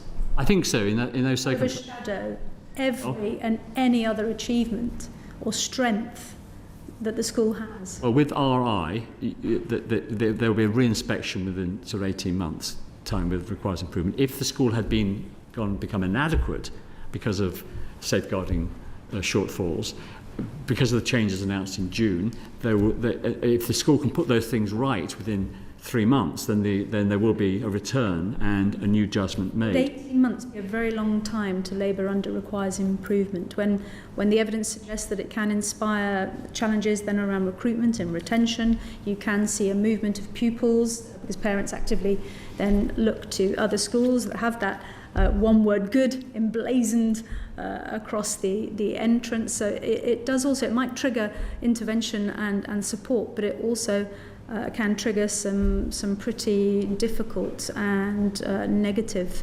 responses. Yes, but only 9% of schools are graded requires improvement. I don't know what percentage.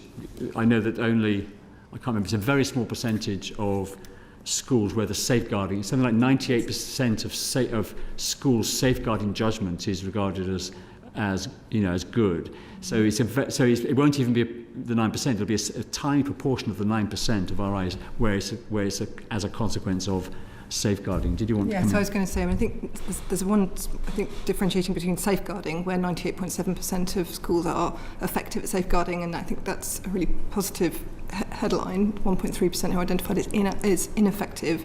That is clearly a critical judgment, and that can really come down to some really profound problems with the school that need to be addressed rapidly. As Amanda described earlier, the shift in this summer so that now the inspectors can go back in rapidly, so the school can put in place the necessary changes to address those safeguarding issues that are really critical. I think alongside that there's a separate but related conversation. It requires improvement, and the period of time it can take to put in place the necessary changes to address quality of education, looking at leadership and management, which can sometimes take longer for those improvements to come through.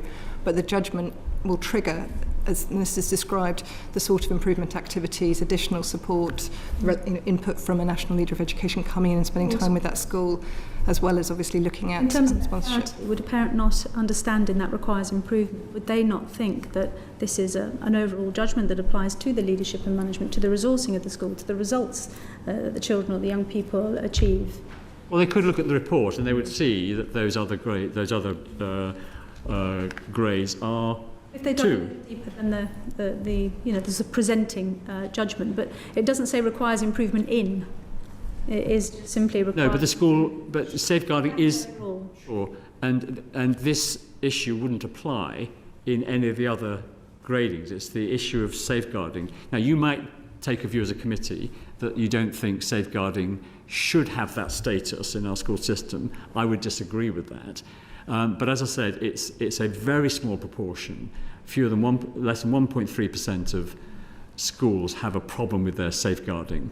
and therefore a very small proportion of the 9% of schools that requires improvement will be there because of safeguarding alone. The vast majority of that 9% will be because of a whole range of issues in the school. So I think parents can rely on that RI judgment. And even if it were just requires improvement, as I said, I think safeguarding is so seriously, and I think parents think it's important for their child to go somewhere that's safe. The committee would absolutely subscribe to that, but that is just one of those sort of considerations, isn't it, in the whole, where there is just these four sort of judgments. And is there not a chasm between good and requires improvement in terms of understanding, and yet in terms of standards, perhaps not very much?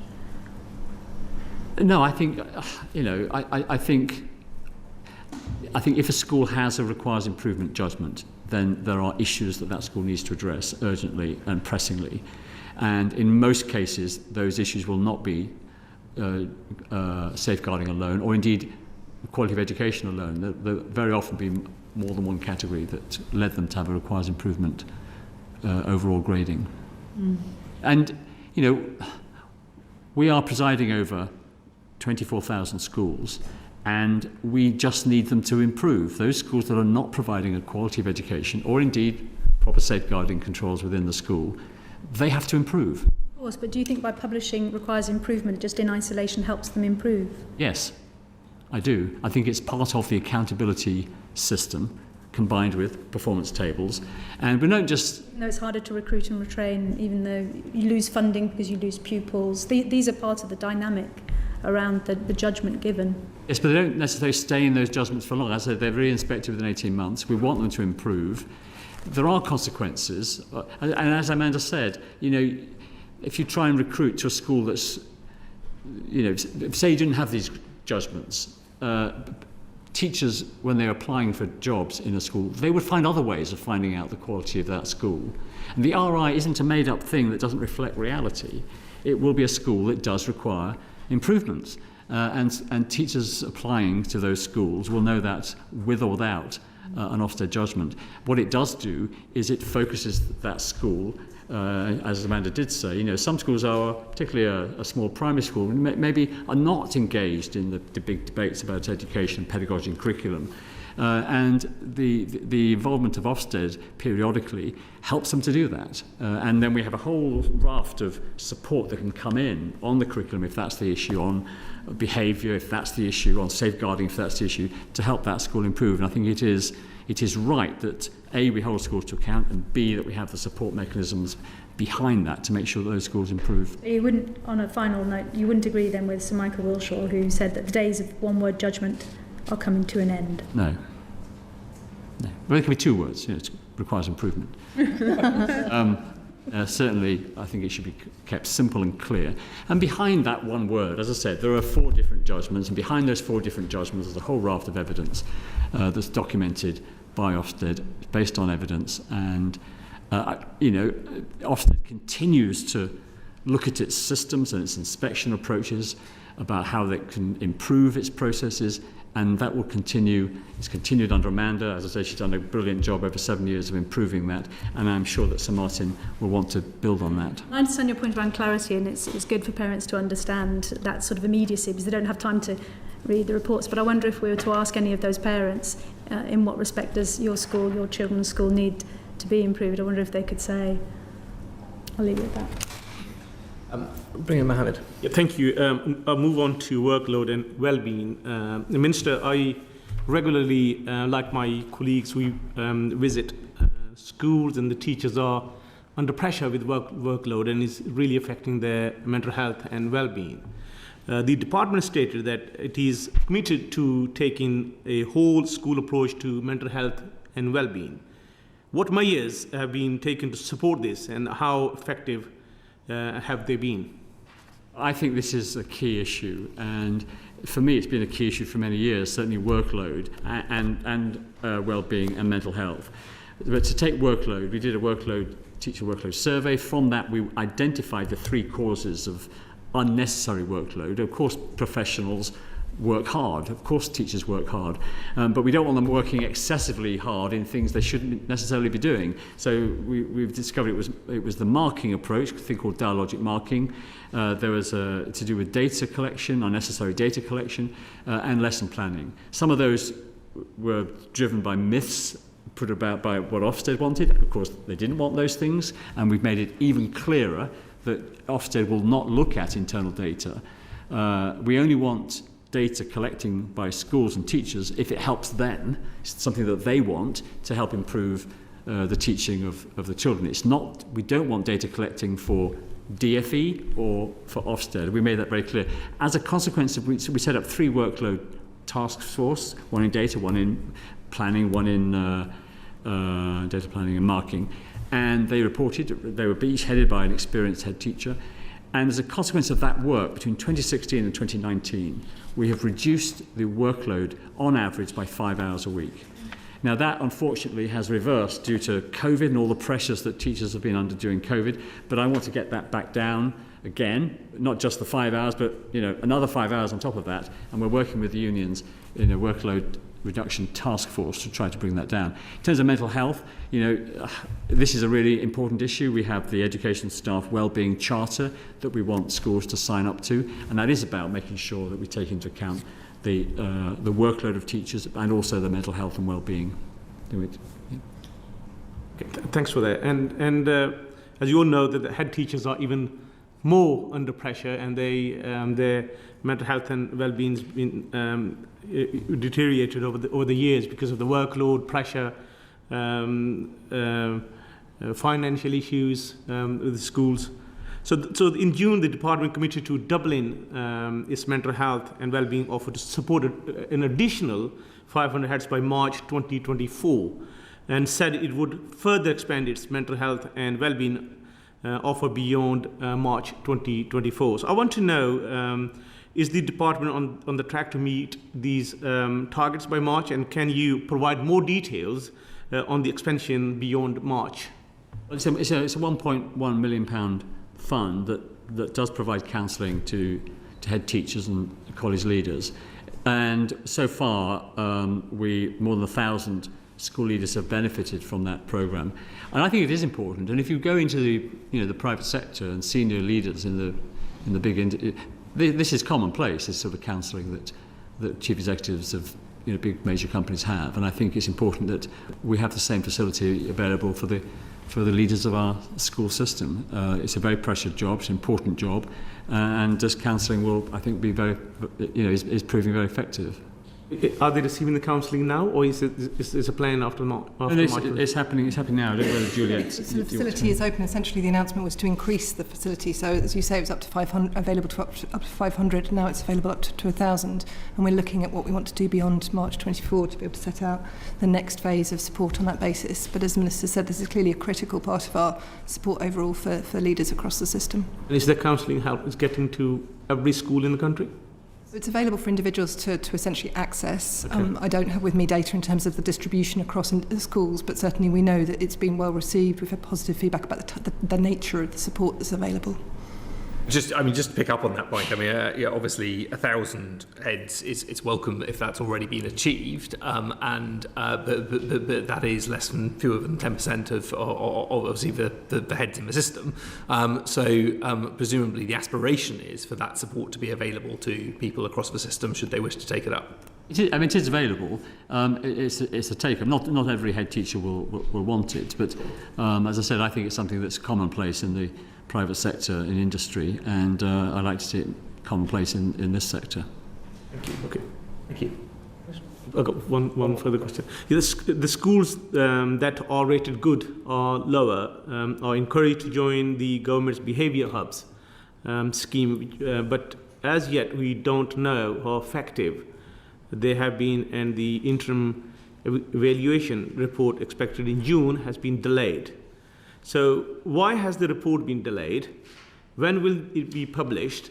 And will the Minister share any learning as to the effectiveness of these hubs on improving behaviour and mental health in schools? Well, the behaviour hubs are really important, and from speaking to schools as I do all the time, the support that the hubs provide to, and there are how many behaviour hubs are there, is very valued by the partner schools that seek that support from the behaviour hubs. And we have a brilliant Tom Bennett, who's our lead behaviour advisor, whose approach to behaviour in schools is absolutely superb. I'm optimistic that we'll have a good evaluation, but I'm not sure why it's been delayed. It's certainly happening, and it will be published when it's ready. But it's a very good. The hub system. We have maths hubs, English hubs, computing hubs, behaviour hubs. We're just starting with a new set of foreign language hubs. It is a brilliant way of taking the best practice in the school system that's already there and spreading it out. And they're usually supported by a national centre of excellence to give those hubs extra support. And that's how you change a school system. It's by the professionals themselves helping to spread that practice to other professionals. Can you do some research and please tell us why this interim evaluation report is delayed? We'll happily write to the committee about that. Yes, I'm not sure why. Thank you so much. Thank you. Great for that. Anna, again. Oh, I'm so sorry. I didn't think I had another question coming up, but I'm delighted if I do. Impact of a negative inspection. Yes, of course. Absolutely. So this obviously follows on from what I've been saying earlier. That we've heard that there's not enough support available to schools to help them improve following a negative inspection judgment. What support is available to schools, and are there any plans to increase this? And the reason I'm asking this is because this may well be a key factor in the teaching profession encountering the obvious negativity that one can well understand that teachers on the ground may feel following an inspection framework judgment. We have a huge number of school improvement programmes, and indeed we have a huge amount of CPD for teachers as well. We have the golden thread that we have created based on evidence of best practice in pedagogy, best practice in curriculum, and that starts in initial teacher training. It goes through to the early career teachers, the 2 years of the first 2 years of a teacher's career, and then the national professional qualifications. So we have all that which will help teachers improve their own practice, and that gives them letters after their name and so on. We also have all the hubs we've been talking about, and the help and support from those hubs will be available to schools graded requires improvement. And we have the thing called the Trust and School Improvement offer as well, which is 10 days of support from a trust that has a really good track record of school improvement to provide support to those schools. So there's a huge amount that we are doing to improve schools. Thank you for that. So I suppose there's two questions then that arise from that. One, are you confident that all schools fully understand the extent of help available? And do you have a good evidence base to show that this school improvement is having the impact that you want it to have? Well, the teaching schools hubs that we have established around the country are often a fulcrum point for those school improvement activities, and everybody knows who their local teaching school hub is. I think our school improvement system there's always room for improving the improvement system, but we are always seeking the best, looking at the best schools in the country and seeking to spread that best practice across the system. I don't know whether... Well, that's a wonderful way of putting it, that there's always room to improve an improvement system. So what is that room to improve the improvement system? Well, it's about understanding what is causing poor performance. And I've spent 10 years and more in this job, And what interests me most in doing it is that. Why was maths a problem in teaching? And then we looked to Singapore, we looked to Shanghai, and we changed our curriculum, and we had teacher exchanges. We set up maths hubs to spread that, what's called the mastery approach to teaching maths, step by step, slowly. And so all that is part of the school improvement programme. And if you are a school that is RI or inadequate, particularly because of its mathematics teaching, then there's a whole raft of very experienced teachers and senior leaders in our system who will be available to help improve the practice in that school. Say you want to go further, what does that look like? It looks, well, if other issues emerge, as they always do, we need to understand the causes of that underperformance. Why is it that music in a particular school isn't where it should be? Then we will, we could look at, we do have music harpers, but we could look at other issues of how to improve music. So, for example, we've produced the National Model Music Curriculum, we've got a National Plan for Music Education. All these issues are all designed to improve the system. And what I would say about general education policy with regard to schools is there's no one club that will, or one lever that you pull and will, hey presto, it's done. It is a combination of understanding the causes of the issue. Why was reading not properly taught before we introduced all the phonics stuff? Why is history, so on.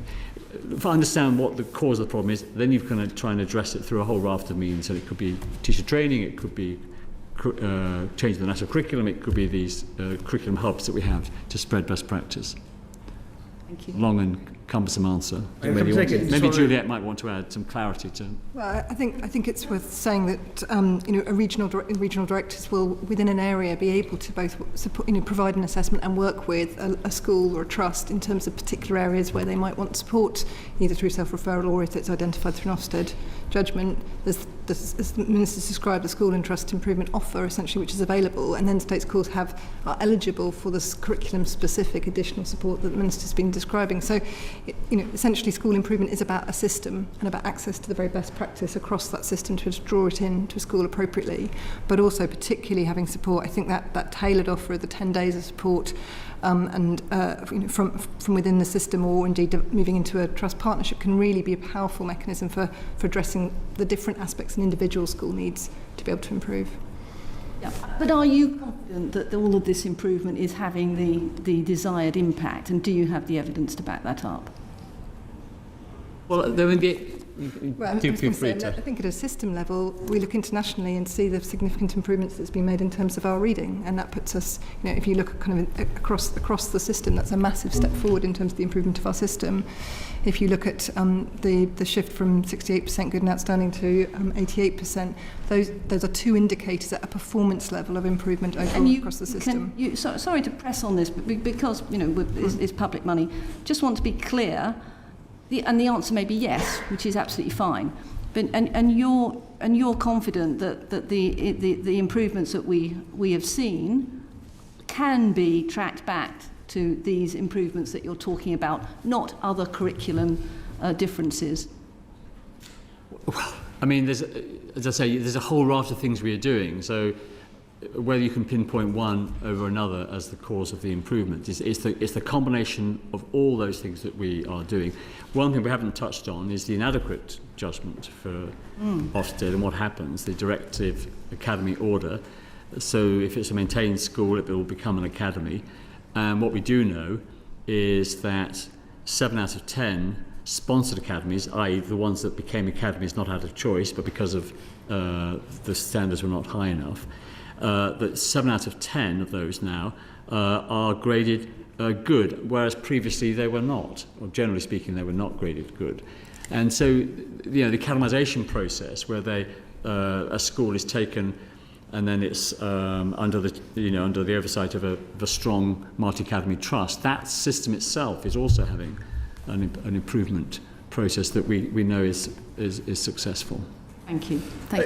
You said a lot about different mechanisms are available for school improvement, and obviously leadership plays a key role in that. One of the areas you haven't touched on much, I think Amanda mentioned earlier, was the role of NLEs, National Leaders in Education. We're obviously doing a separate piece of work on retention and the retention challenge. We hear a lot from the NAHT and other organisations about concerns about retention. I have to say, in my experience, a number of NLEs that I know have recently retired. How is the picture in terms of the supply and the engagement of those senior leaders who are able to support other schools? And are you confident that the department has access to enough breadth of leadership talent who are still engaged in education to provide that support? We have a brilliant teaching workforce and a brilliant head teaching workforce in our country, and the pay levels, I think, have increased significantly at all levels, but particularly, I would say, at senior levels in our system. And we are doing a huge amount in terms of general retention, generally, not just leaders, but throughout the teaching profession. We don't want people leaving the profession in the first year or the first 5 years to the degree that they have been. And that's really what the early career framework is about. It's about mentoring and support. So we're not throwing young people in at the deep end and expecting them to be fully fledged teachers without the support of a mentor, without all the support that you would routinely expect in other professions, and that's what we've introduced to those early careers. So I think we are seeing at the other end of the scale in terms of those leaders and in terms of that experience, of particularly experienced leaders who might be feeding into the National Leaders in Education programme. I think in terms of the golden thread that the Minister's described, we need to continue to make interventions at each stage to continue to build out, the pipeline of future leaders. And so the work that's been going on MPQs at each stage to build, the next generation of senior leaders who will be able to play those roles is critical. We've obviously invested in a MAT Chief Exec development programme to be able to build out the next generation in that context, as well as the investment in the National Institute for Teaching to make sure that we've got really strong leadership right across the system. It's a good time to be a leader in our system because of the multi-academy trust system. If you've got a kind of either medium-sized or large multi-academy trust, they can afford to promote fairly young to head of school because they've got that infrastructure above them for difficult issues with the trade union or something, or a particular difficult issue with staffing in a particular school, which requires experience. There'll be somebody above them in the trust to help them with that experience. So, and the other thing about the current system is, if you've been a head of school, you then can become an executive principal, executive head, and so on. So there is scope to go beyond being a head of a school now. So I think the opportunities for ambitious, able people to come into teaching, I think, have never been better, and the prospects for a well-rewarded and interesting and demanding professional career, I think, are greater now than they've ever been. And one of the things that many things I'm quite proud of since 2010, but one of them is that we have allowed teachers to have their own practice, which you could never do really unless you set up a private school. Now there are over 600 free schools, most of which were set up by groups of teachers, and if you look at the top of the performance table, it's dominated by free schools that have been established. This is what real professional autonomy is about, and we have liberated the profession to do this. So it is an exciting time to come into teaching, and I would encourage any ambitious young graduates who's thinking about what to do, that teaching is something they might really should consider. I heard a lot about the pipeline there and what a great job it is and great excitement. What I didn't necessarily hear so much about was retention, and I just leave that comment there because I do think that's really important when it comes to leadership as well as when it comes to specialist teachers in the classrooms. But can I bring in Nick? Thank you, Minister. My question's about safeguarding, and you won't expect me to speak about safeguarding without speaking about RSHE materials that are coming into our schools, issues around toilet times with kids coming into schools, and it's been, it is extremely concerning with regards to third parties literature that's coming into our schools, and another Secretary of State wrote to schools about this and to these publishers, but it's still happening, and it is something that I'm deeply concerned about. It's been suggested that safeguarding's taken out of the Ofsted inspection and dealt with separately, and with safeguarding being such a huge issue and an issue that we seem to be creating ourselves as well, do you think it will be better for that to be taken out and looked at separately? I don't. On the issue of the materials, we are, as you know, revising the RSHE guidance to make sure that it is absolutely crystal clear about the age appropriateness of teaching materials, and it will be absolutely crystal clear that parents have a right to see RSHE teaching materials. They can't veto it, but they have a right to see it, and schools should be open and transparent about that material, and copyright will never be an issue that prevents them from doing that, and we made that very clear. In terms of safeguarding, I don't think it should be separate. It is absolutely a key issue for schools, and schools know that. 98.7% of schools have been found by Ofsted to have effective safeguarding policies.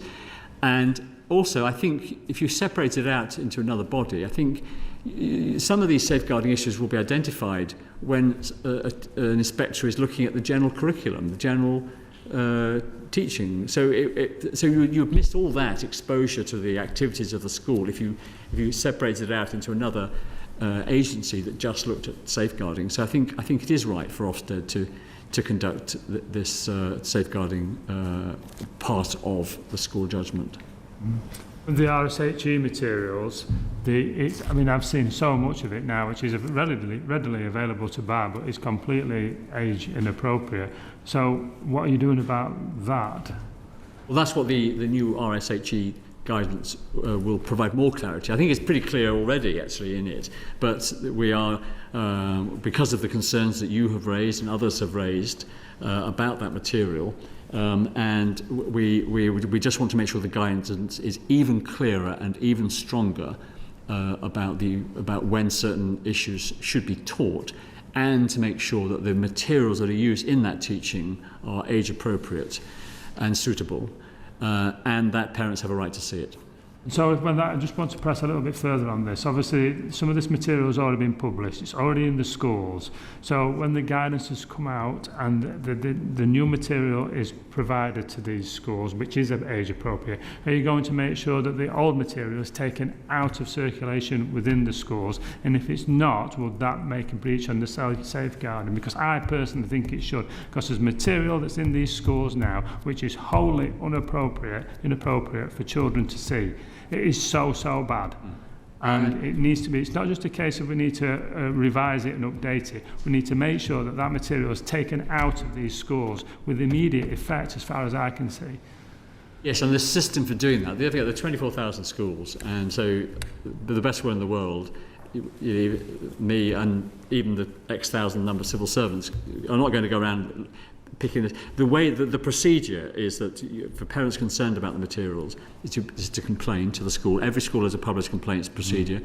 If at the end of that process they're still dissatisfied with the approach, it can then be escalated to the complaints unit in the department, and we will deal with it. And then the kind of action that you're talking about can be taken. But it's better for that to be dealt with at a school level in the first instance. And I did, my experience of head teachers and teachers is they do want to do the best. And sometimes schools resort to this kind of material because it's a challenging area to teach. We have provided very detailed teaching modules for each of these more sensitive areas to try and support teachers. But inevitably, teachers will, with a look on the internet, they'll see what they think is a respectable organisation and rely on them. And what we're saying is, the fact you're relying on an external third party does not take away your responsibility for the quality of that material and the age appropriateness, and nor does it take away your responsibility to let parents see it. The other issue is Oak National Academy. They are a sort of teacher-led, arm's-length body that produces really high-quality teaching materials across the curriculum, and the next procurement will be RSHE materials.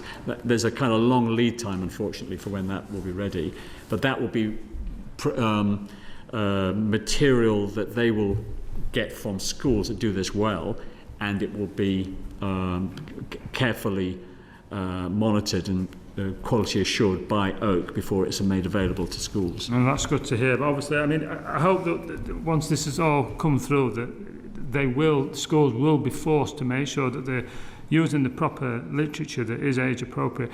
But if they're not in June, you said that these schools will be revisited within 3 months. And so if they're still using inappropriate literature, or they've still got safeguarding issues, are you going to put an academy order on them?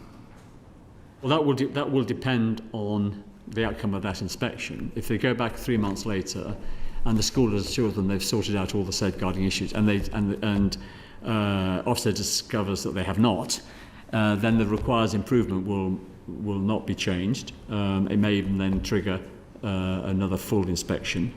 But two RIs in a row will lead to major intervention by the department. Do you want to come in on? Okay, thank you. Thank you. One aspect which we haven't touched on yet is the inspection of mats, and Ofsted has been calling for wider powers for inspection of mats over a number of years. The incoming Chief Inspector suggested it's inevitable that trusts will be inspected. What work has the department been doing to assess the feasibility and the practicalities of inspecting mats, and when does the department intend to give powers to Ofsted to do that? Well, this is a difficult issue because the whole academy landscape is evolving and it's new. I mean, we think it's been around for a while, but in the scale of things, it's really not, has not. When we came into office in 2010, there were 200 academies, and now 80% of secondary schools are academies, 40% of primaries. And the MAT concept, multi-academy trust, academies working together under an overarching trust, is relatively new and evolving.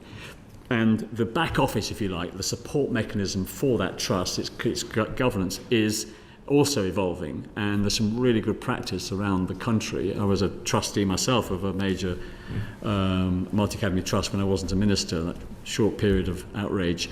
And you saw some really good. I saw some really good practice. Actually, I was supported by Martin Oliver. I mean, and the way he runs his trust outward is superb. And so I think to say Ofsted should go out and inspect mats, you've got to know... Yeah, as he does. Yes, well, you've got to know how a mat should be run. And at the moment, that's still evolving. And so the danger of Ofsted going in and saying they should have this, this and this is they may not be inspecting against best practice. So at this stage, my preference is that all the schools within a MAT, of course, are being inspected. We have these things called MATSEs, MAT summary evaluations, where they look at all the schools in a MAT. That really matters. But what's in the back office, I think we should be nurturing that and providing advice to multi-academy trusts about what you should have: a director of primary, a director of secondary, a compliance, a really good finance director. All those things also will depend, of course, on the size of the MAT, whether they can have. So I think the short answer to your question is I would not recommend it at the moment because the system is still evolving. I think the committee may demur from that opinion, I have to say, but it's certainly one that MATs are forming an increasingly important part of the system. If the school's white paper was to be followed through, they would become the system, and they play a key role in school improvement. We've heard some concerning evidence as part of this inquiry that it's very difficult for inspectors to maintain a level playing field between schools when MATs are able to bring in resource and support for schools for inspection, but other organisations aren't necessarily able to do. And so I think all of that does point to an increasingly important role for accountability of MATs, which surely the department in its interrelationship with the inspectorate needs to consider. Well, ultimately, the MAT is held to account by the quality of the schools under its trust. And those multi-academy trusts also have regular meetings with the regional directors for the quality of education. They're overseen by the ESFA for the financial probity and solidity of their financial They may well be position. working across different regions, of course, so they're not necessarily accountable to a specific regional director. also true, but this system will evolve, so we will have. I thought we had one regional director responsible for a particular mat, where they are cross-regional. But maybe Juliet. We can take an overview of a mat across within regions group. But I think the point is that mats are subject to rigorous accountability requirements for their financial performance, for their educational performance of the individual schools through Ofsted and through the relationship with the RDs in terms of their overall performance. And clearly any change to that would require looking again at those requirements. But clearly, we are clear that there is very strong accountability for mats through those existing mechanisms. Okay, I think that answers the questions that we've sort of had as a committee. Is there anything, Minister, that you would like to add, just in terms of for our consideration as we consider recommendations to an incoming HMCI? Is there anything that you feel that we haven't covered in this session that you would like to add, given your considerable experience in the school standards role? Well, I would like to also to pay. I thought this was going to be Amanda's last, but you're now saying you may inflict another. May give her a further opportunity. Yes, but I would pay tribute to her period as Chief Inspector. She has, really brought about some critical changes to the functioning of Ofsted, particularly the education inspection framework, and which has been positively received, and it has, I believe, focused the minds of leaders in our school system on the curriculum. And frankly, the curriculum is so important in the school system, and there is a much greater focus now on curriculum because of that change that Amanda brought about with the EIF. And the other thing I would say about Amanda is that during the pandemic, when Ofsted inspections ceased, she was able to deploy her resources to helping the education system deal with the pandemic, and that was hugely important, and that flexibility and energy that came about during that period. So I'd just like to say thank you to Amanda Spielman for her work as Chief Inspector, and I wish Sir Martin Oliver every success. I've had one meeting with him since he was appointed, and I'm very optimistic that he's going to be an equally successful Chief Inspector of Ofsted in the years ahead. Grateful for that contribution. Thank you, Minister. Order.